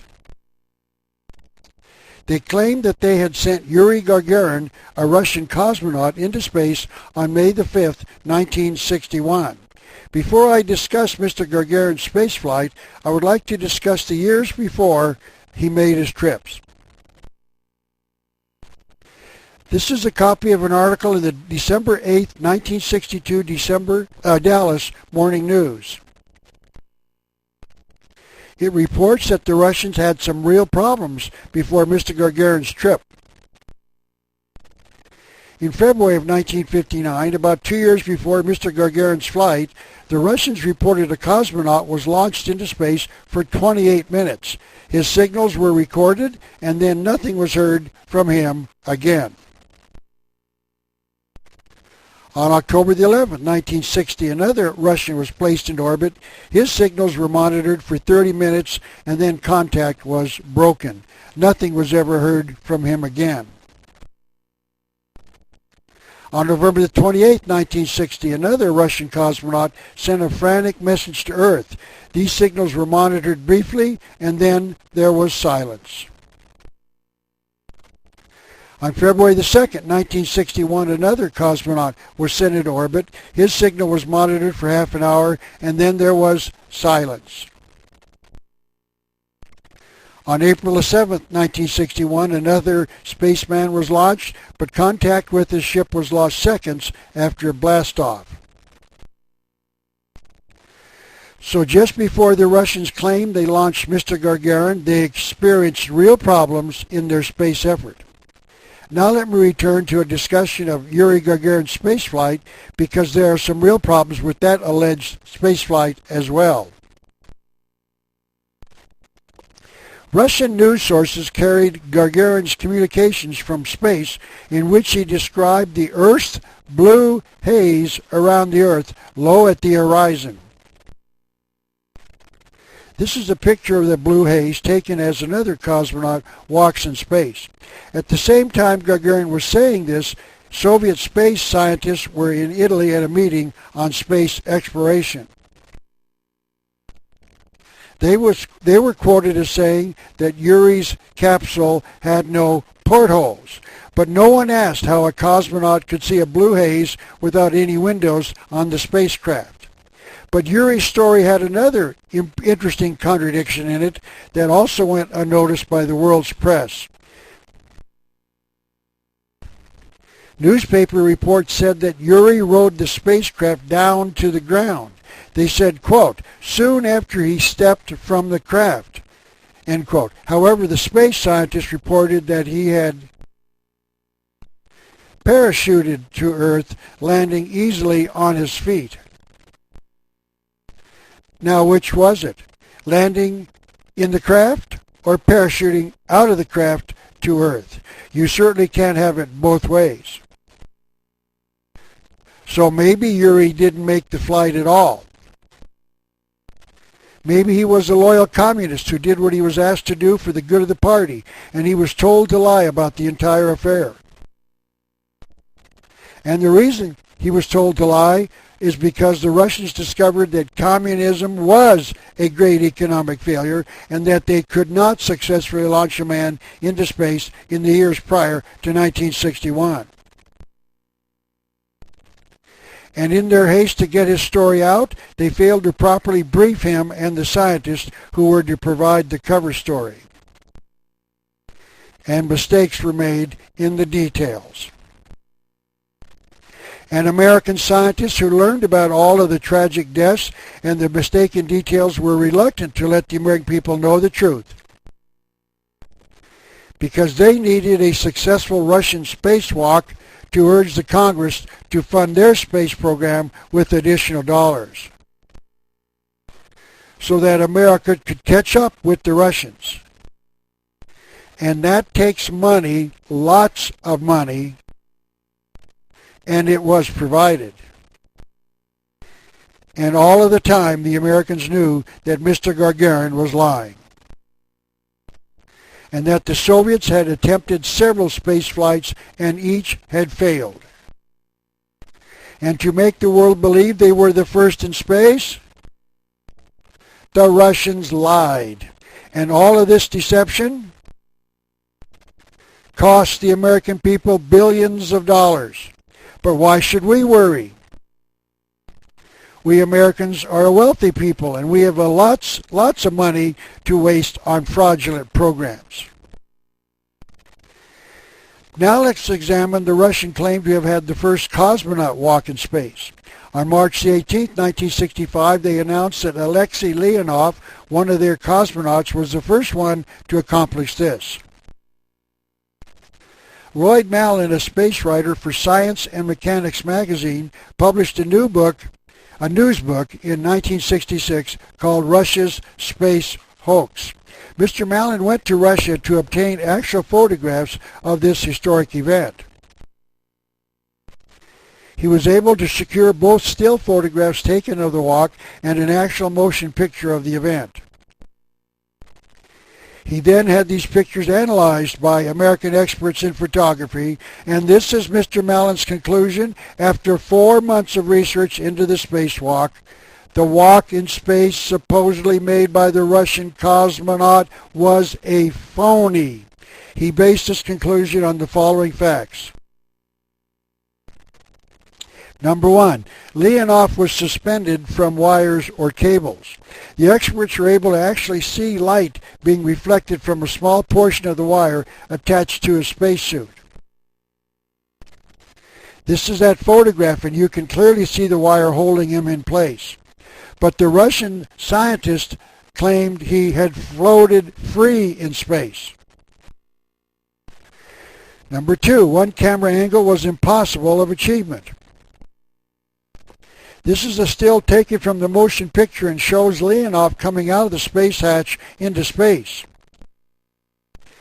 Now the obvious question is, if Leonid was the first man in space, who was shooting this picture? If it was another cosmonaut and he is taking the picture, he was the first man in space, not Leonid. But don't ask, because American scientists did not ask, so why should we? But there is an even more far interesting question. Leonid reported that he came out of the craft and then set the camera. So if he exited only once, how did he take the pictures of him exiting the spacecraft if he set the camera in place after he exited? Number 3, the faceplate on Leonid's space helmet was up during a part of his spacewalk, and his face was clearly visible. This picture shows the cosmonaut with the space helmet on. American astronauts wear a filter in their helmet that blocks out 90% of the sun's rays because at that altitude there is little atmosphere to block them out. They know that if you look into the sun without a visor, you can go blind in seconds because the sun's rays are too intense. But notice in this picture that Leonid is out in space without a protective filter. You could argue that he is in the shade, but if the sun's rays would reflect into his eyes, he would go blind, even though he is somewhat protected by being in the shade. Number 4, further evidence that Leonid didn't walk in space, as the Russians claimed, came with this discovery. Mr. Mallan writes, the black and white still photographs of Leonid were photographed in a tank of water. Mr. Mallan showed this rather grainy picture in his book taken from a television program. Those blotchy areas to the top back of his helmet are shown inside the rectangle, and they are bubbles. Yes, ladies and gentlemen, there are bubbles in space. The Russians proved it with their pictures of Alexei Leonid walking in space. Mr. Mallan asked photographic experts to analyze the photo, and they concluded that those blotchy areas were bubbles coming from the cosmonaut's helmet. Now you must be saying that bubbles are formed when air passes through a liquid, and that would be true until the Russians proved that there are bubbles in space formed when air exits from a space suit. And once again, our space scientists did not read Mr. Mallan's book, so they did not question the evidence. So that was their official position. There are bubbles in space. That is, until National Geographic's magazine did an article on the Soviet space program in 1986. This magazine showed the Russian cosmonauts being trained in water, and keeping with the natural state of things, there are huge columns of bubbles rising from the waters, through the water from the cosmonauts. So the photographs of Leonid walking in space were taken in a tank of water. Number 5, the motion picture of the event was double printed, which means the foreground, meaning the astronaut, was superimposed on the background, meaning the Earth below. The Russians did not do a very good job of fooling the viewer because Mr. Mallan and his photo experts were able to verify that the reflections from the glass plate under which a double print is made were visible in all of the pictures. I would like to show you just how easy it is to make a double print. I cut the picture of Leonid cut out the picture of Leonid from one of his pictures allegedly taken in space, and made a double print of him orbiting over Disneyland in Southern California. And here Leonid is shown orbiting over New York on a clear day in that city. And lastly, here Leonid is orbiting over Phoenix, the state capital of Arizona. By the way, Arizona is the only state in the Union that looks exactly like a road map when viewed from space. But it is not polite to find fault with the Russian space effort, and American space experts did not want to embarrass the Russians, so they said nothing. However, Ralph Epperson is not so polite when it comes to the truth. So after an examination of all of the evidence, it is fair to say that the Russians tried to fool us into believing that Alexei Leonid walked in space. when all of the evidence shows us that Alexei Leonov never walked in space.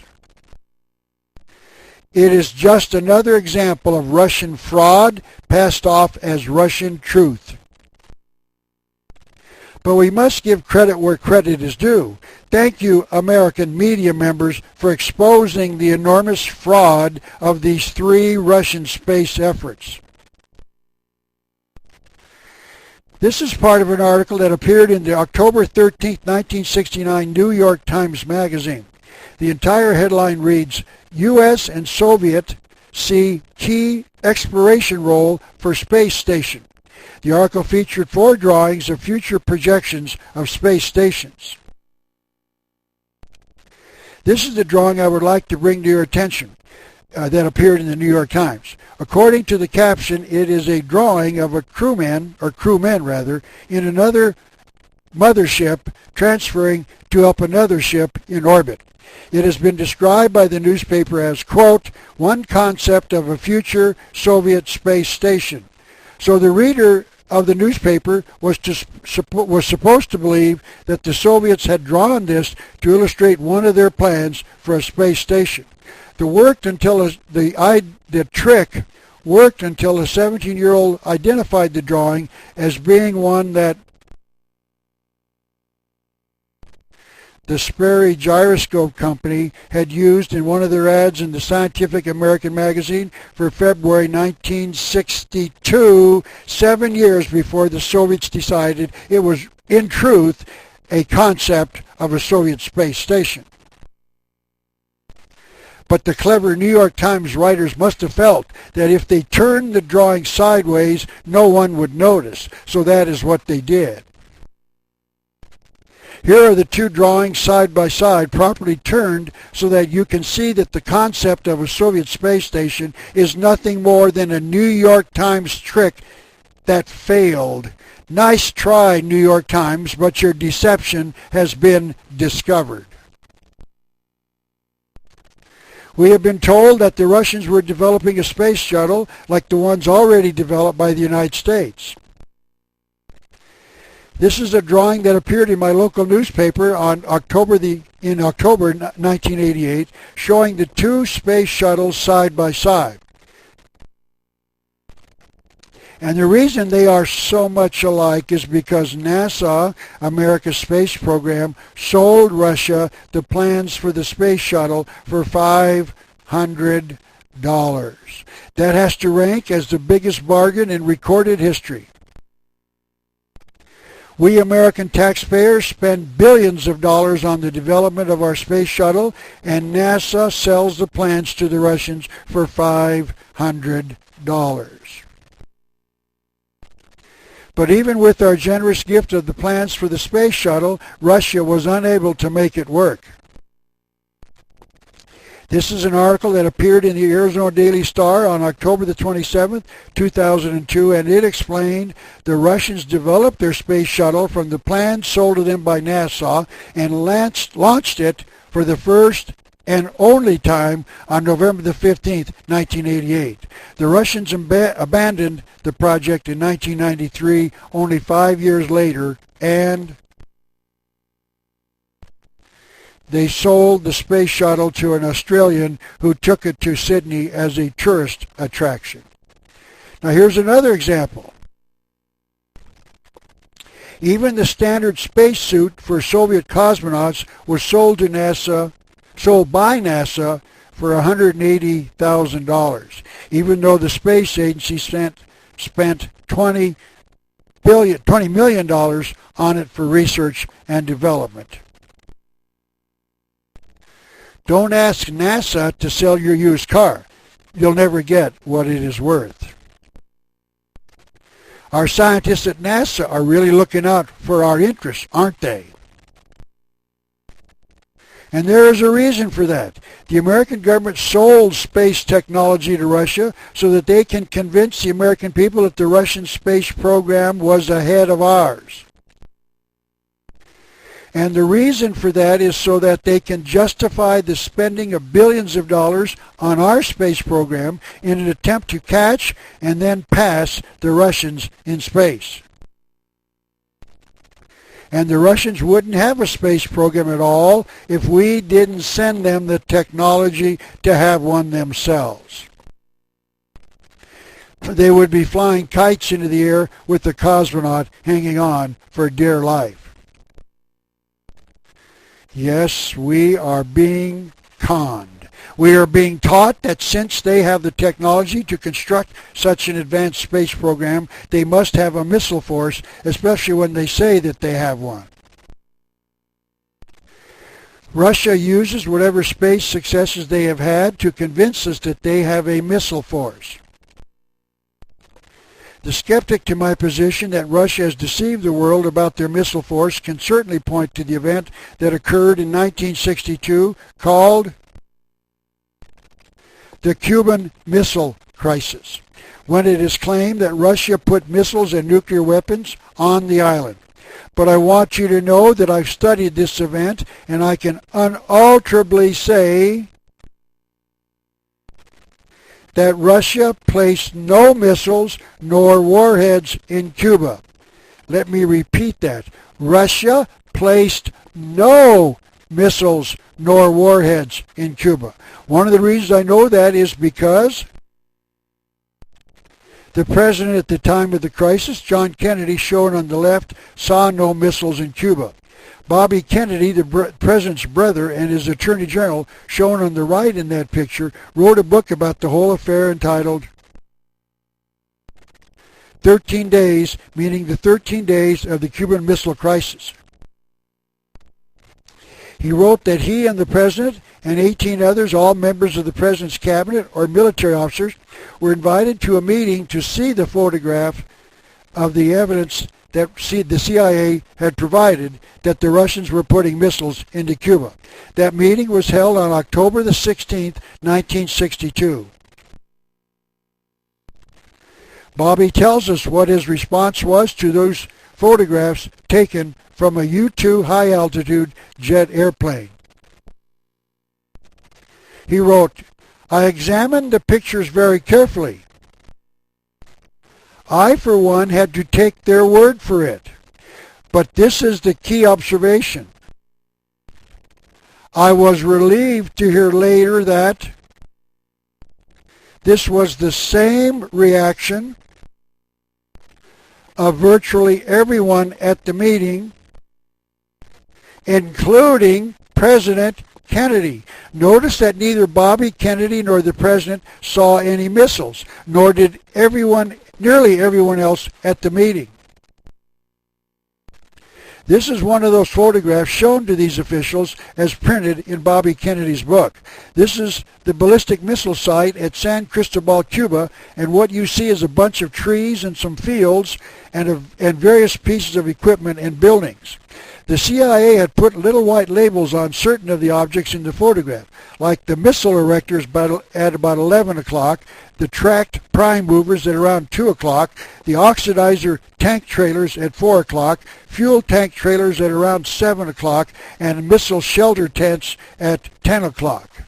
Notice that there were no white labels pointing to missiles, and none of the other photographs of the other sites thought to be missile sites showed any missiles either, just the equipment used in missile preparation. But our intelligence experts concluded that no nation would bring all of this equipment intended to provide assistance to the missiles without bringing missiles as well. So they concluded that Russia had brought missiles because they brought all of this equipment only intended to be utilized in launching missiles. And they thought that they had the proof that missiles had been brought to Cuba because when they looked at other pictures of other sites in Russia, they found tent-like structures that they believed the Russians constructed to put their missiles into to protect them from the elements or from sabotage. So our experts naturally concluded that Russia had brought missiles to Cuba because they saw other structures the Russians used to store their missiles in, even though they saw no missiles in the pictures. But the questions remain. If they saw no missiles in the photographs, why did they think there were missiles in Cuba? And the answer is that they must have claimed that the cameras in our U-2 airplanes could see inside a tent shelter or other building. And the truth is that they cannot.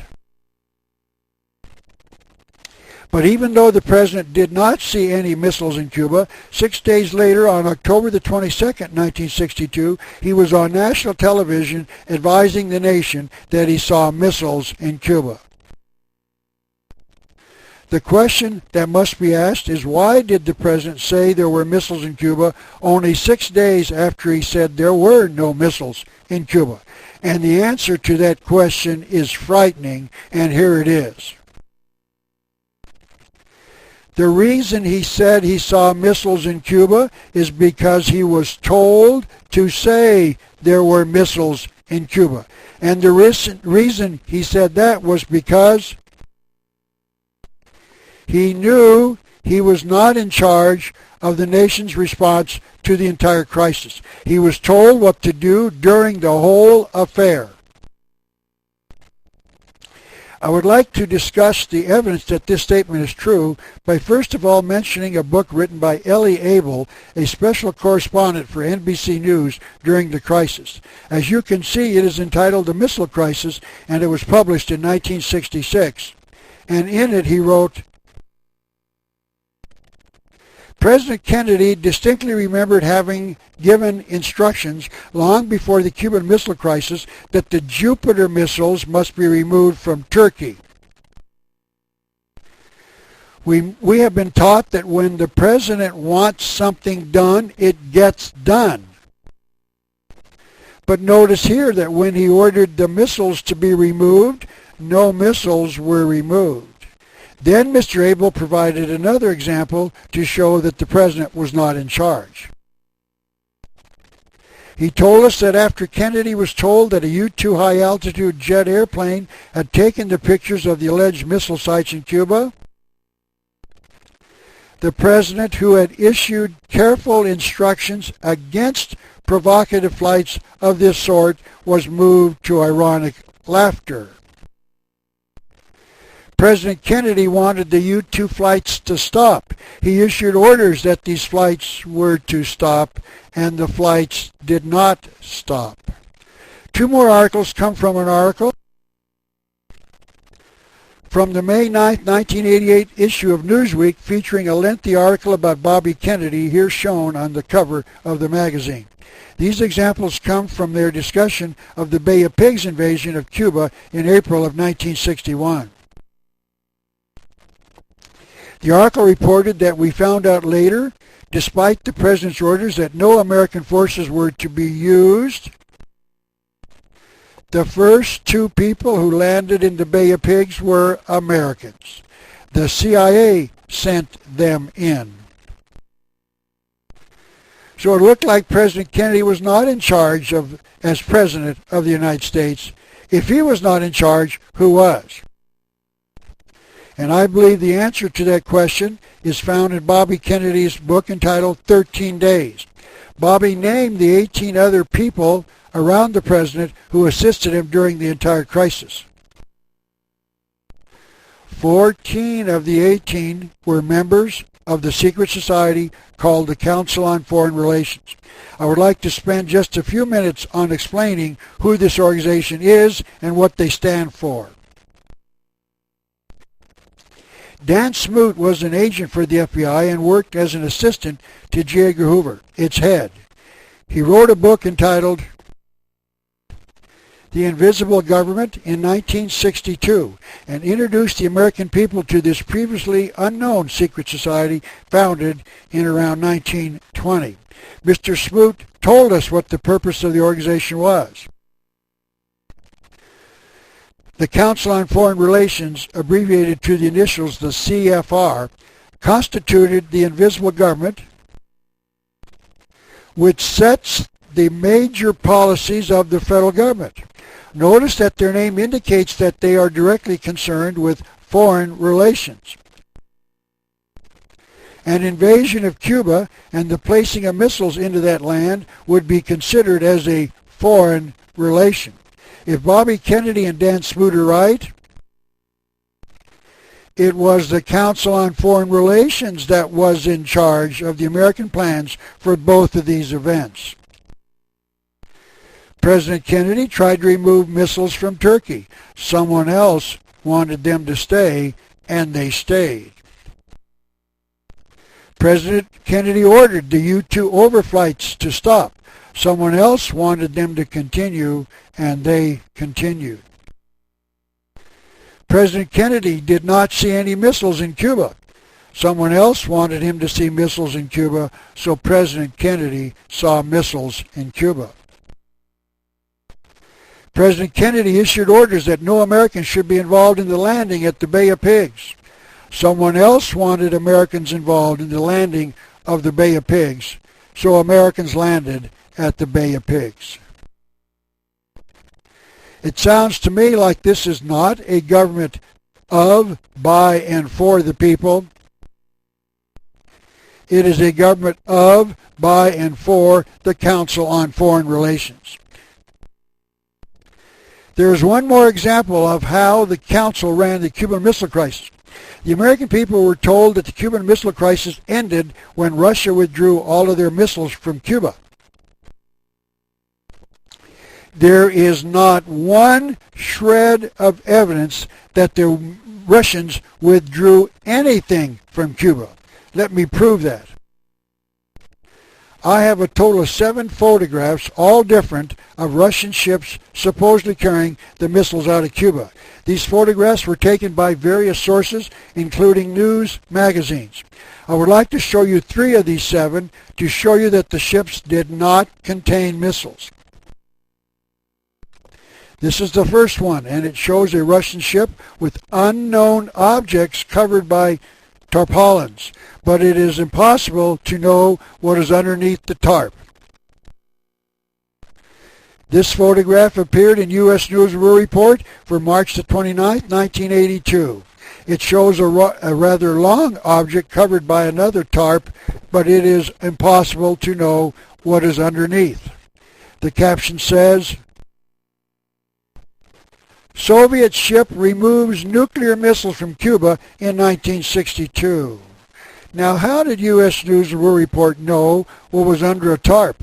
No American boarded a Russian ship to verify if those objects were in fact missiles. It is impossible for anyone to know. This picture appeared in the November 14, 1983 edition of the U.S. News and World Report, and it shows 3 tarp-covered objects on the front deck. Once again, it is impossible to know what is underneath the tarps, but the outline seems to say that they are airplanes with an elevated tail in the rear. Now here's the clincher. President Kennedy told Nikita Khrushchev, the Russian dictator, that he was going to board all of the Russian ships leaving Cuba with the missiles after the Cuban Missile Crisis was ending. But no one from America boarded any Russian ship. No one from America verified that the missiles were removed by an on-board inspection. And the only thing that makes sense is that there were no Russian missiles to remove. And the Council on Foreign Relations and the CIA wanted to make certain that no one in the U.S. Navy or in the Coast Guard looked underneath the tarps to confirm that there was nothing underneath them but some wooden frames to make the shape for the tarps to cover. Now, why did the Russians not put missiles into Cuba? And the reason is obvious. They didn't have any missiles to put in Cuba. Now let me bring you one evidence of that fact. This is once again Colonel Oleg Penkovskiy, the Russian intelligence officer that I quoted before. He told us in 1965, 4 years later, why Russia did not send missiles into Cuba. As far as launching a planned missile attack to destroy definite targets is concerned, we are not yet capable of doing it. We simply do not have any missiles that are accurate enough. What he was saying was we do not have any missiles. But America did not believe Oleg Penkovskiy. We believed Nikita Khrushchev, the Russian communist, instead. But there were others who did not see any missiles in Cuba either. Bobby Kennedy quoted English Prime Minister Harold Macmillan when he examined the photographs of the missile sites in Cuba. He said, "I take it for granted that the statements made by your government are unchallengeable." It doesn't sound like he saw any missiles either. He was willing to take our word for it. When Charles de Gaulle, the French premier, was asked to see the pictures, he said, "It was not necessary to see the photographs, as a great government such as yours does not act without evidence." He didn't even look at the pictures. He took our word for it. In other words, these two foreign leaders did not see any missiles because I believe they too were in on the game. But the conclusion is fairly stated when I say that there were no missiles in Cuba, and the reason I know that is because I looked at the pictures. But the final proof that there were no missiles in Cuba came on October the 14th, 2002, when my local newspaper published this article.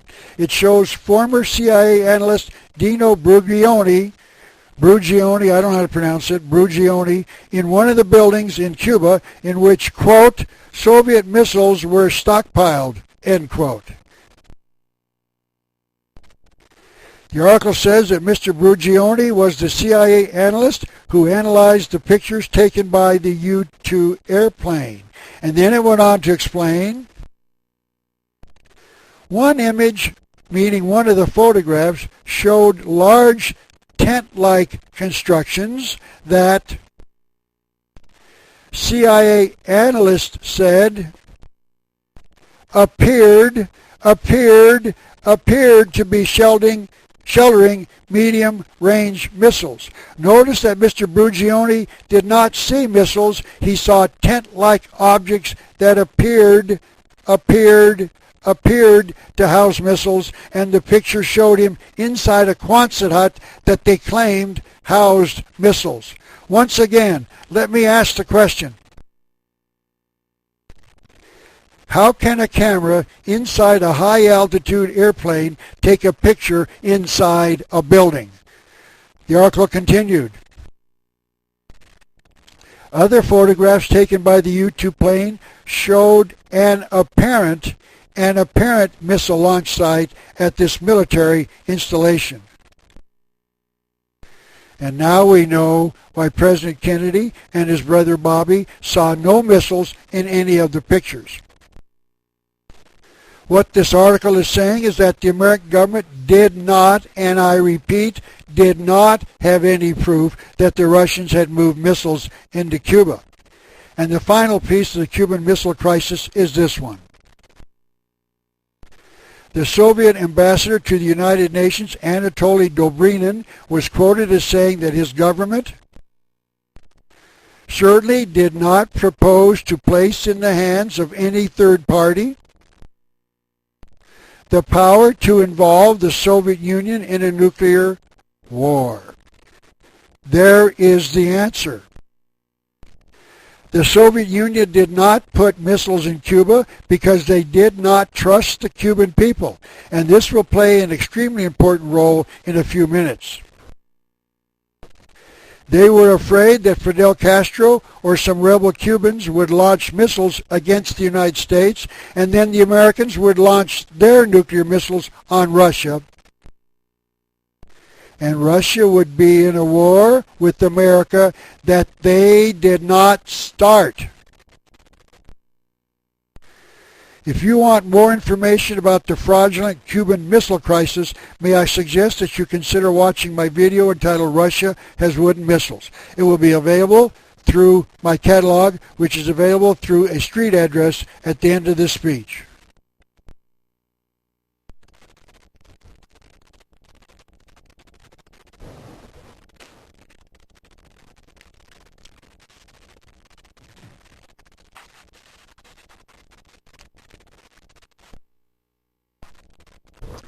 Part 4.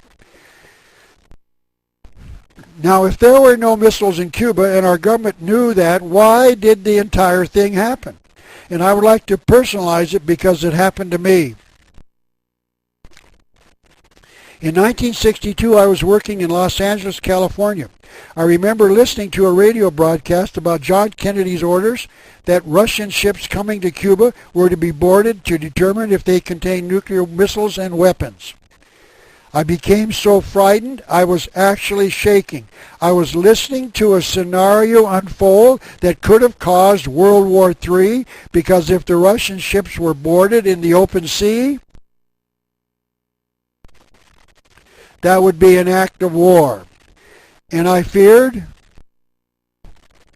that the Russians would start World War III by launching nuclear missiles against the United States. And that was the reason that the Council on Foreign Relations planned the entire event.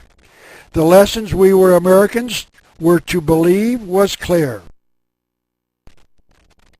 John Kennedy had brought us to the brink of a nuclear war that could have killed millions. That was the official media slant on the story.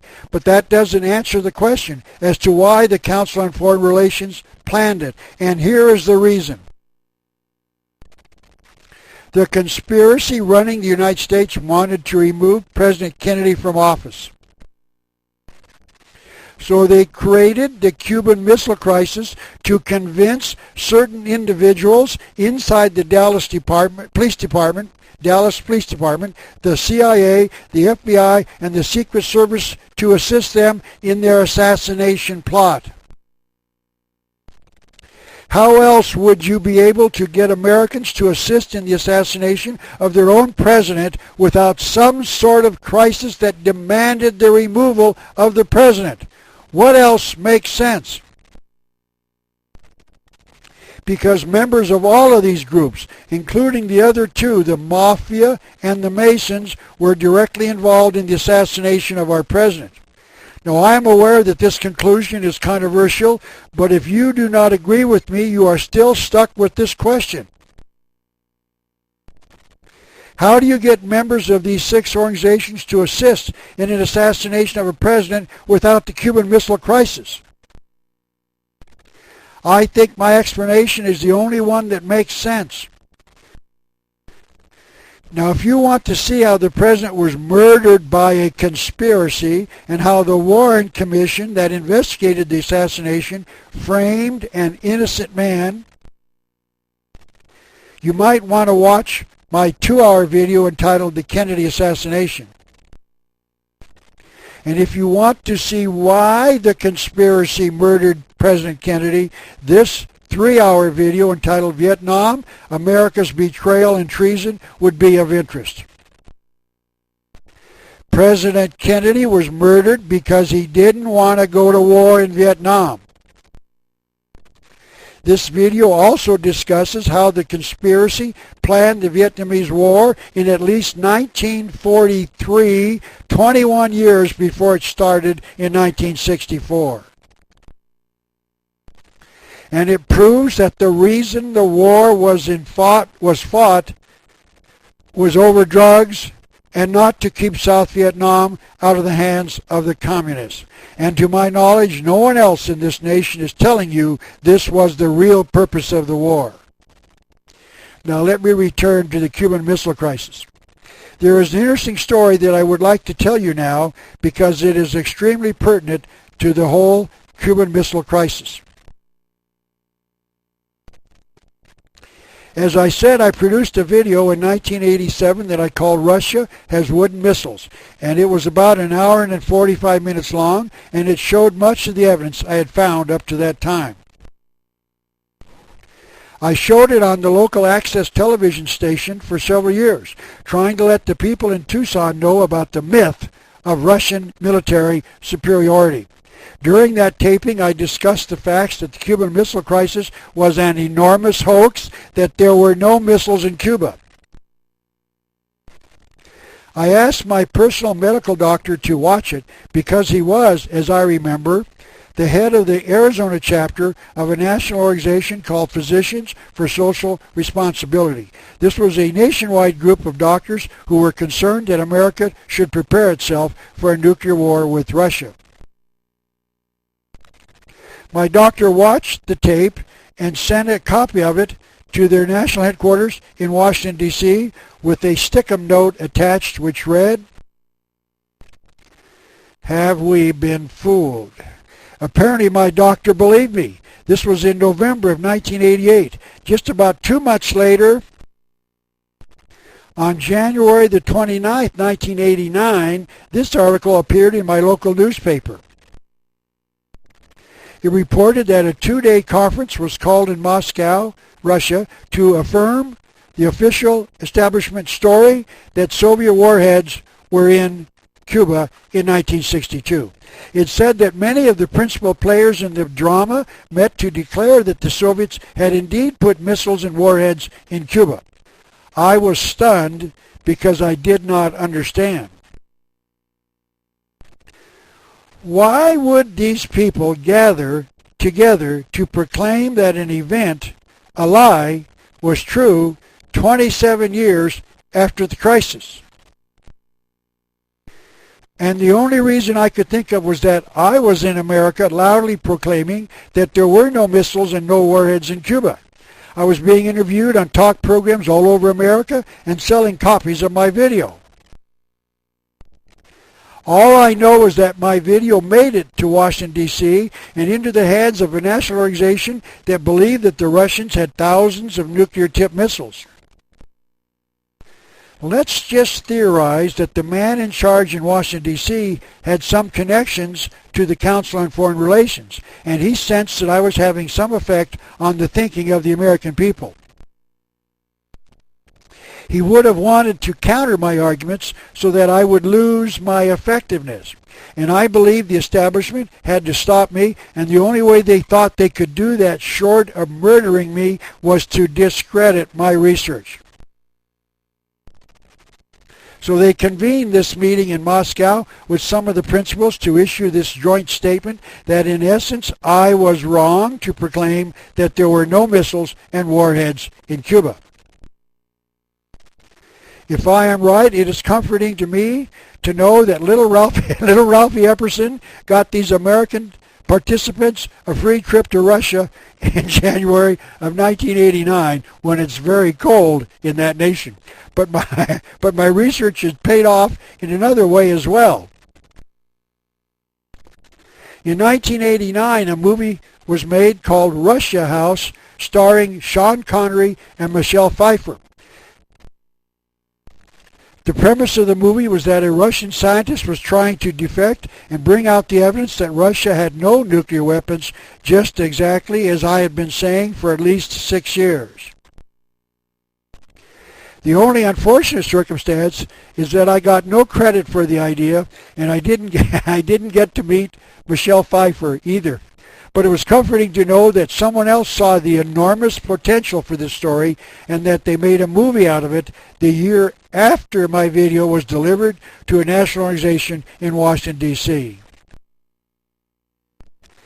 Perhaps the most successful use of deception occurred in 1944 during World War II when British and American intelligence developed a deception they called Operation Fortitude. That operation fooled Adolf Hitler's entire staff when they constructed an entire fake army to make the Germans believe they were planning an invasion into the French town of Calais. The real invasion was being planned through Normandy further north. They built an entire oil refinery, ammunition dumps, thousands of tanks and planes, several army bases, all made of rubber.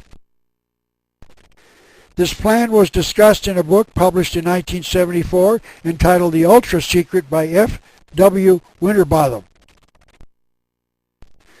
The deception worked, and Hitler kept many more of his divisions in the south, and this made the invasion through Normandy successful.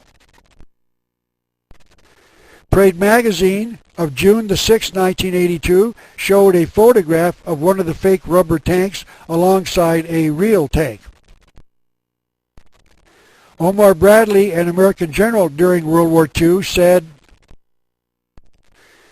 "Operation Fortitude was the biggest hoax of the war." But the most intriguing thought of all came in this article published on December the 27th, 1987 in the Arizona Daily Star. It revealed that the Soviets were the most adept, having everything from pseudo-ballistic missiles to entire fake armies. Notice that this article was saying that the Russians have pseudo-ballistic missiles, just as I am proving here today, and that they have entire fake armies. Just what was real and what was fake in the Soviet Union? Just how many divisions of soldiers did they have? Just how many missiles did they have? The article continued, under a branch of the military called the Principal Directorate of Strategic Deception. The Russians have a branch of the army completely dedicated to fooling the United States. They call it the Principal Directorate of Strategic Deception. The general in charge of this department reports directly to the Russian premier. The article quoted a major in the United States Army named Andrew Fallon as saying, quote, "We know they make decoys of the highest order of equipment," end quote. Now there are two very important things to discuss in that article. The Army major just said that the Russians make decoys of the highest order of equipment.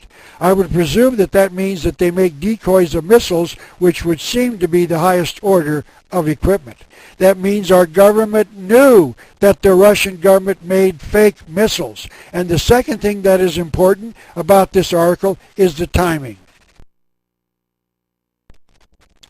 Notice that this article was written on December the 27th, 1987, shortly after Ronald Reagan and Mikhail Gorbachev signed the Intermediate Range Nuclear Forces Treaty on December the 8th, 1987. That date is extremely significant because on January the 25th, 1988, just about a month later, the President submitted the INF Treaty to the Senate for ratification. This means that shortly after the treaty was signed but not ratified by the U.S. Senate, which is required by the Constitution, the Senate knew that the Russian government made fake missiles to deceive the U.S. government. This is extremely important. The U.S. Senate knew that Russia had phony missiles, and yet they approved the treaty that was intended to destroy missiles that some knew were not real. We will examine that treaty in just a few minutes to show you that it should have never been signed and ratified. That means that there was still a chance that the treaty did not have to be approved. It could have been stopped shortly after our government admitted that there are at least some of the Russian missiles being fake. Now let me return to the discussion of the Russian government. Even Janes, the world's leading expert on missiles and military armaments, is having trouble certifying the existence of one of Russia's missile systems. These are books written by them to document the existence of the Russian military.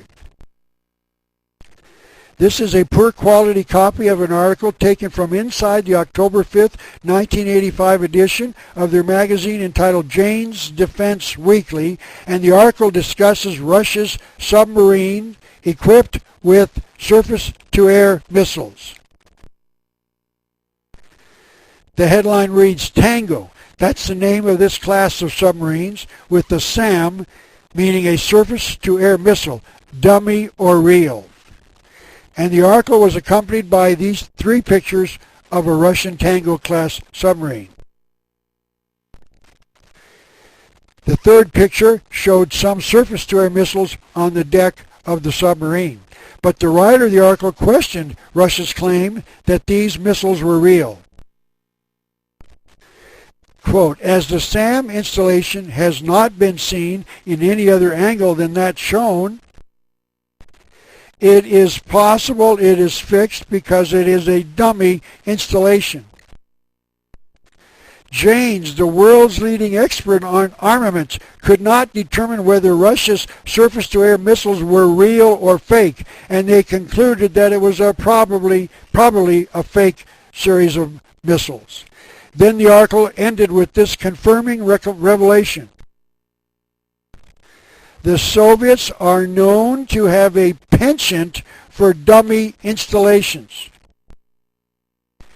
including land-based SAMs, and this may well be disinformation on the high seas.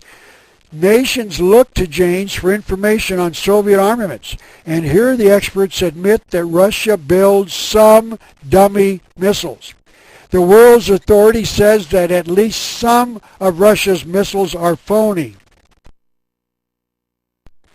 But the most important thing to notice here is that this article was written in 1985, about 2 years before the INF Treaty was signed by President Ronald Reagan.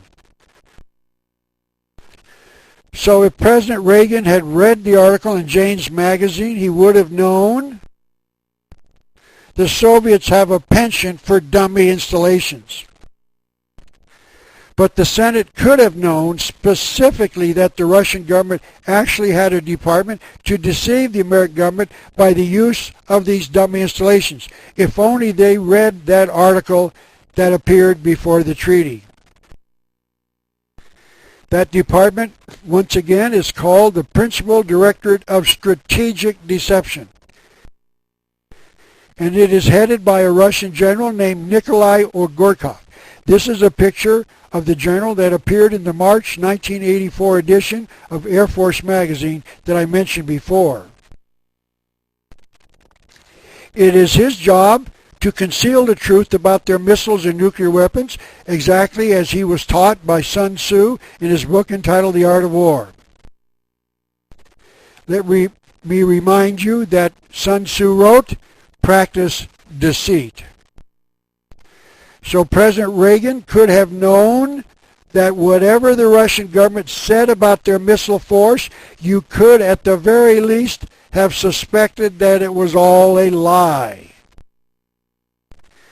The next bit of evidence to examine is the Intermediate Range Nuclear Forces Treaty itself. This is the cover of that treaty. I'm going to quote the paragraph underlined in yellow at the top of the page for a very important reason.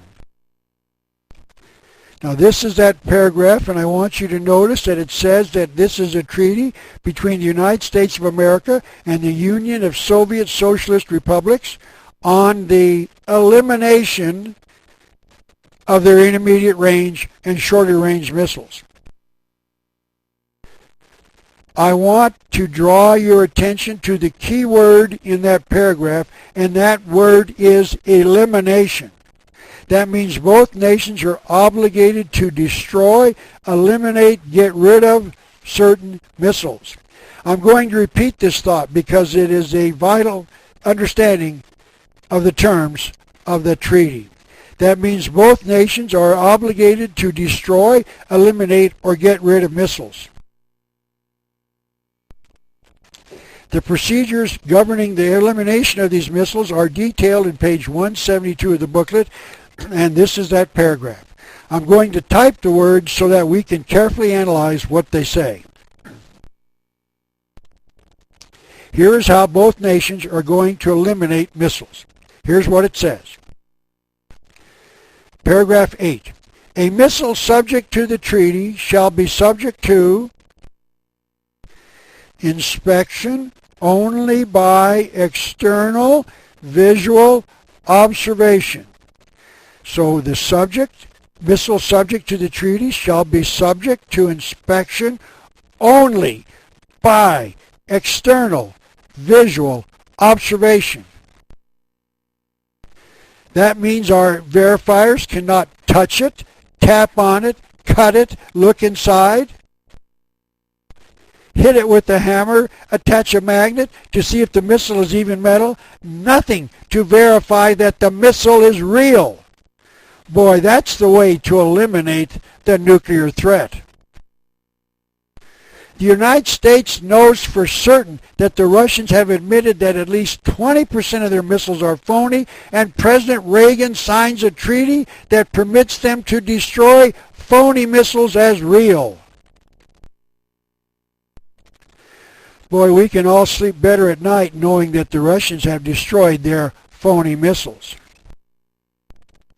But there is even more assurance that the Russians are eliminating their warheads. Listen to this provision of the treaty. It is contained on page 36 of the treaty, and this is that paragraph. Once again, I'm going to type the words so that we can make certain we will know how this provision eliminates the warheads. This is what it said. Paragraph 3 of the Section 2 states that before a missile arrives at the elimination facility, its nuclear warhead device may be removed.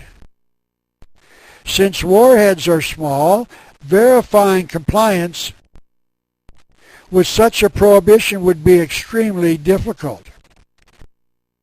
Now let's just presume that the Russians had nuclear warheads and that the United States and the Soviet government wanted to eliminate them. Why would both nations want to sign a treaty that gives both nations permission to remove the warhead without any verifiers being present? How do we know that both nations will not remove the warhead from Missile A and put it on top of Missile B? Neither nation would have a way to verify that the warhead was eliminated. So I guess this is the way you eliminate nuclear warheads and missiles. We can all relax now. The nuclear threat is certainly less than before the treaty was signed. But that begs the question, why didn't both nations want to eliminate the warheads and the real missiles? And I believe there is a reason. I believe that the reason both governments did not eliminate warheads and missiles is because both governments know that Russia has some missiles, but both know there are no Russian warheads to destroy. What other explanation fits the facts? What other explanation makes sense? This treaty is an enormous fraud, and both signers of the treaty knew that, and some in our Senate knew that as well. Excuse me. But please allow me to quote one of the signers, Ronald Reagan himself. Perhaps we misinterpreted the two provisions we just read. This is a letter discussing the INF Treaty written and signed by President Reagan on White House stationery, dated January the 21st, 1988, just a few months after he signed the treaty. Now, we all know that President Reagan was a good conservative, a man of immense principle and intelligence, someone who would never fall for such a trick as contained in the treaty itself. So we're going to read the sentence marked with the pink underliner, and please listen very carefully to what President Reagan wrote. The verification provisions in this treaty are the most stringent ever included in an arms agreement between us. So the most stringent verification provisions are: 1, neither nation can verify that the missile to be destroyed is real or fake. And number 2, neither nation can verify if the warhead is actually eliminated. If these are the most stringent provisions of any arms limitation treaty, I would hate to see the others. I believe I've given you some reason to believe that there is no nuclear threat in the world, and that both Russia and America have been lying to us. But what is the purpose of this enormous scam? I found the answer in a motion picture called Midsummer Night's Dream. The author has one of his characters say, "Or in the night, imagining some fear,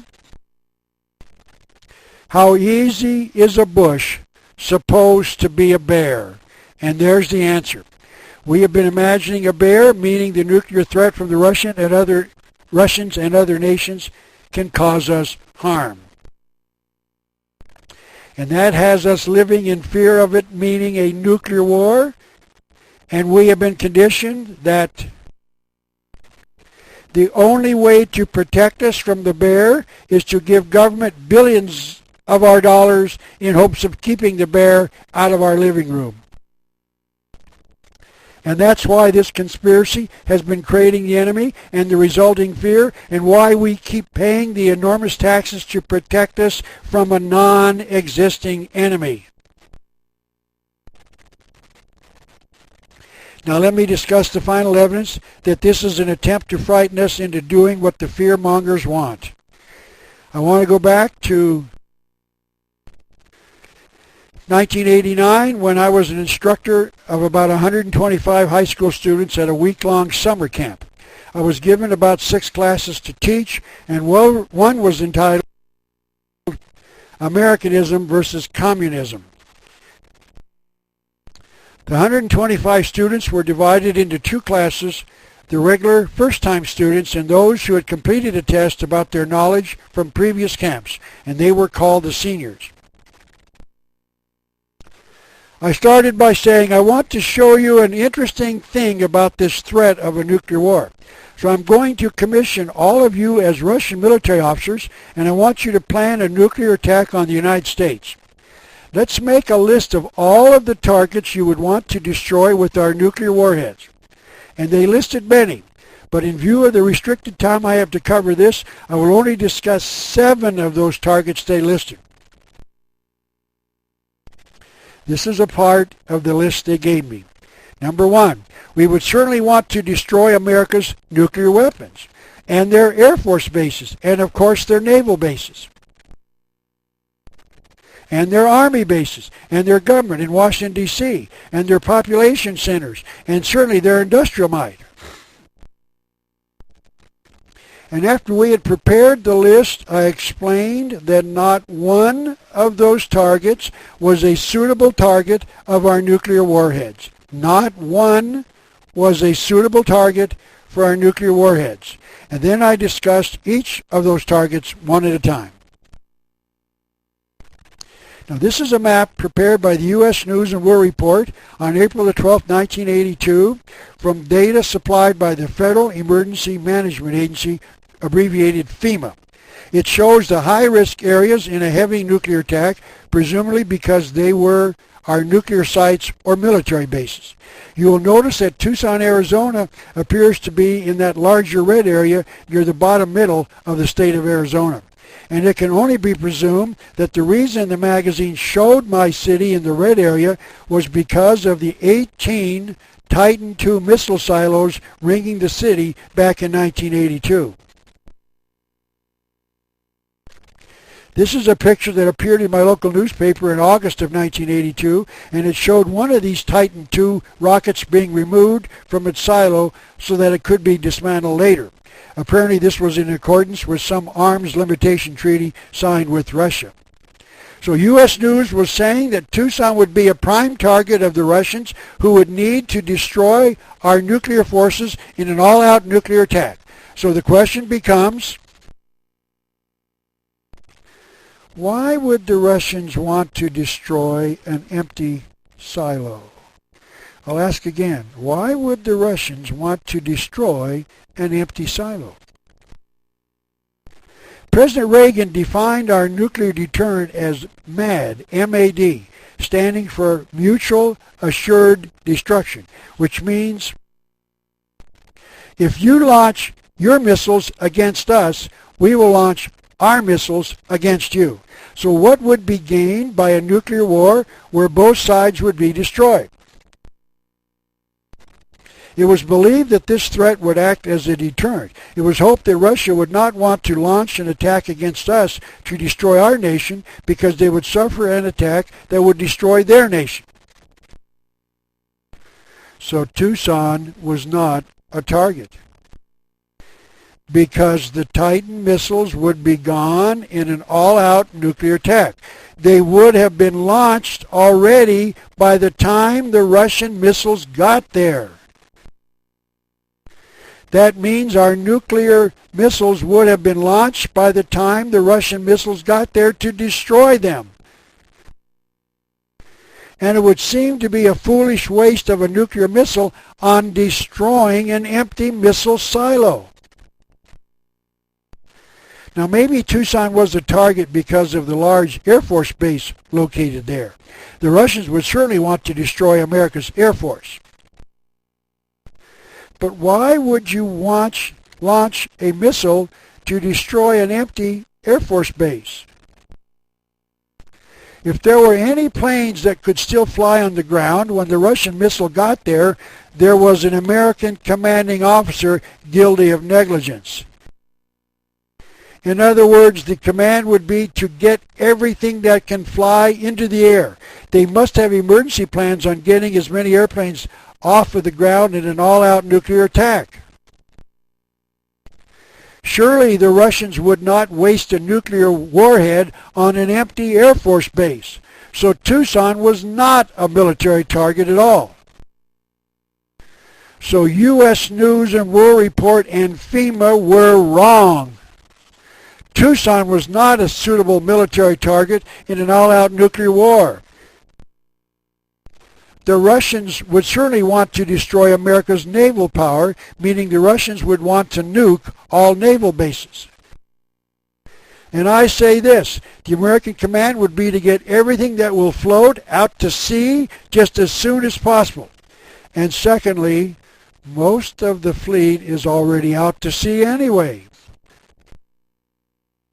So naval bases are not a target for a nuclear attack either. Oh, surely the Russians would want to destroy America's armed forces, the Army. Now, this might be the only suitable target. I do not know how long it would take to evacuate an entire Army base with thousands of soldiers on it. But remember this. Probably the majority, the overwhelming majority of America's Army is not in America. It's scattered all over the world. So if you want to destroy America's armed forces, you would have to nuke all sorts of nations all over the world. So it would be difficult, but not impossible, to destroy America's armed forces. Oh, surely the government, a Russian government, would want to attack the American government in Washington, D.C. Now, if the Russians attack while Congress and the President are there, all of our Congress would go underground into a 4- or 5-story underground bunker underneath the Capitol building. I believe that this bunker was utilized during the 9/11 attack, and many of the cabinet members were down there planning our response or lack of a response to the hijackers' attack. The President would be in a helicopter and into Air Force One within minutes, which means he would not be harmed either.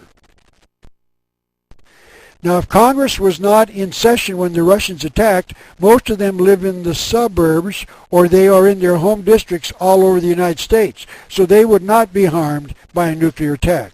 So Washington, D.C. is not a legitimate target either. The Russians would want to attack the population centers or the industrial capability of America. Now, this poses the all-important question. What is the purpose of an all-out nuclear attack on a nation? What is the goal? If you want to destroy America's population, those capable of running America's industrial machinery, who's going to run the factories? And if you want to have your invading army live like the Americans, why would you want to destroy our industries? And how could the invading Russian population know how to run the factories if they survived and all of the American people were dead? And if you destroy our population, what effect would the irradiated bodies of humans, animals, and growing things have on your invading population? How long would it be before you could occupy America? Now maybe you just want to destroy all of the Americans. How many nuclear weapons would you have to actually kill all of the Americans?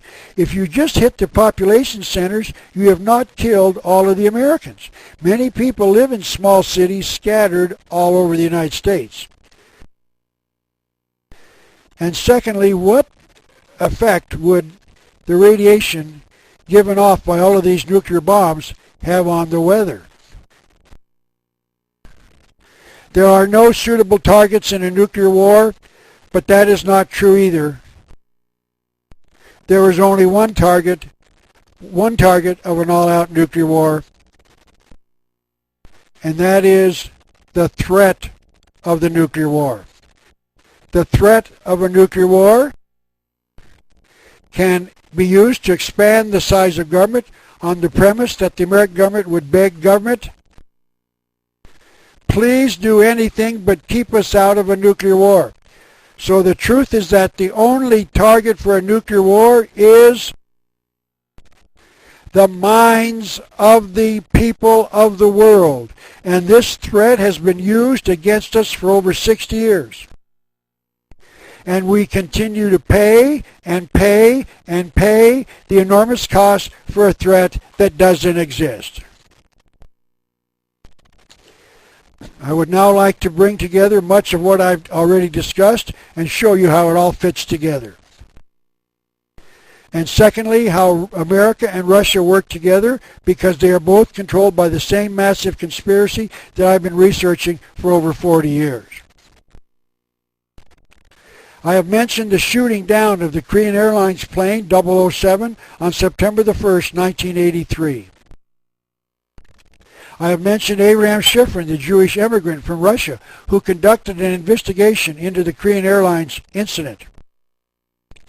He concluded that there was overwhelming evidence that the plane was not, and I repeat, not shot down. He concluded that the plane had experienced a decompression, probably from a bomb exploding in the plane, ripping a hole in the fuselage. He found that two separate radar sources had reported that the plane landed safely on Sakhalin Island in Russia. Mr. Shitrin had reported that many Soviet immigrants had told him where the passengers had been placed into concentration camps. And that as recently as 1995, 12 years after the incident, he had eyewitness reports that most of the passengers were still alive, including Congressman McDonald. I've discussed the head of the principal Directorate of Strategic Deception in Russia, General Nikolai Orgorkov. He went to the scene and reported that the airplane was shot down by a missile fired from a Russian fighter airplane, and that it crashed into the ocean with no survivors amongst the crew or passengers. I've also discussed George Shultz, the head of America's Principal Directorate of Strategic Deception, who also went to the scene to investigate. The press has identified him as America's Secretary of State, but he was in truth the head of America's Principal Department of Strategic Deception. He said the airplane was shot down by a missile fired from a Russian fighter plane and that it crashed into the ocean with no survivors among the crew or passengers. I have mentioned young Willie Solis, who burned the Russian flag for what they did to the Korean Airlines airplane. And I say this, Willie, you should have burned the American flag as well for what they did to the Korean Airlines airplane. So once again, Russia's vaunted missile program did not do the job. They did not shoot the plane down as the Russians claimed. And that is the classic example of how this all comes together. The United States and Russia are both controlled by a massive conspiracy, just as I have been teaching for over 40 years. And they lie to us, just as Sun Tzu said in his book written many years ago, practice deceit. And to end this discussion, I would like to bring into the discussion someone who certainly would have known if I was right or wrong, and that was President Lyndon Johnson, who was president from 1963 to 1969.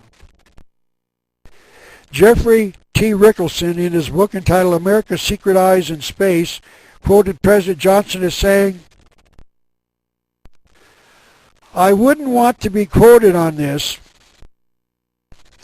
We've spent $40 billion on the space program, and if nothing else had come out of it, except the knowledge that we gained from space photography, it would be worth 10 times what it cost. Because tonight we know how many missiles the enemy has," and now he's got to be speaking about Russia as being our enemy because it was the subject of all of those satellite pictures. He continued,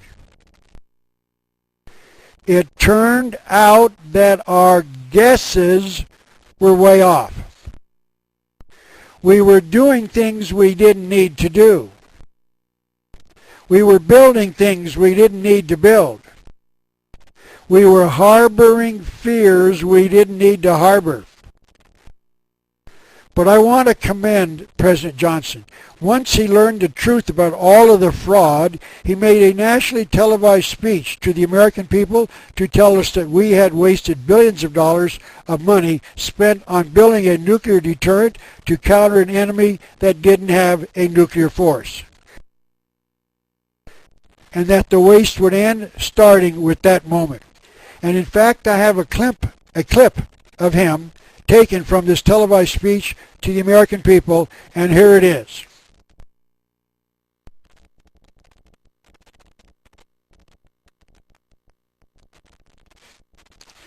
There's no picture here because Lyndon Johnson did not go on national television to tell us the truth once he knew it. He knew that no one in Congress or the defense industry wanted to end the Cold War. He knew that no one in the Pentagon wanted to end the government waste of billions of dollars on a protection that we didn't need. He knew that no one in the missile or space industry wanted to end the government waste of billions of dollars on a protection that we didn't need. In other words, Lyndon did not want to tell the truth. There were too many dollars in profit to be made, all at the expense of the American taxpayers. 30 years of my research into this subject has proven to me that President Lyndon Johnson was correct. So I remain convinced that only the United States has nukes. Thank you so very, very much. And may God bless America.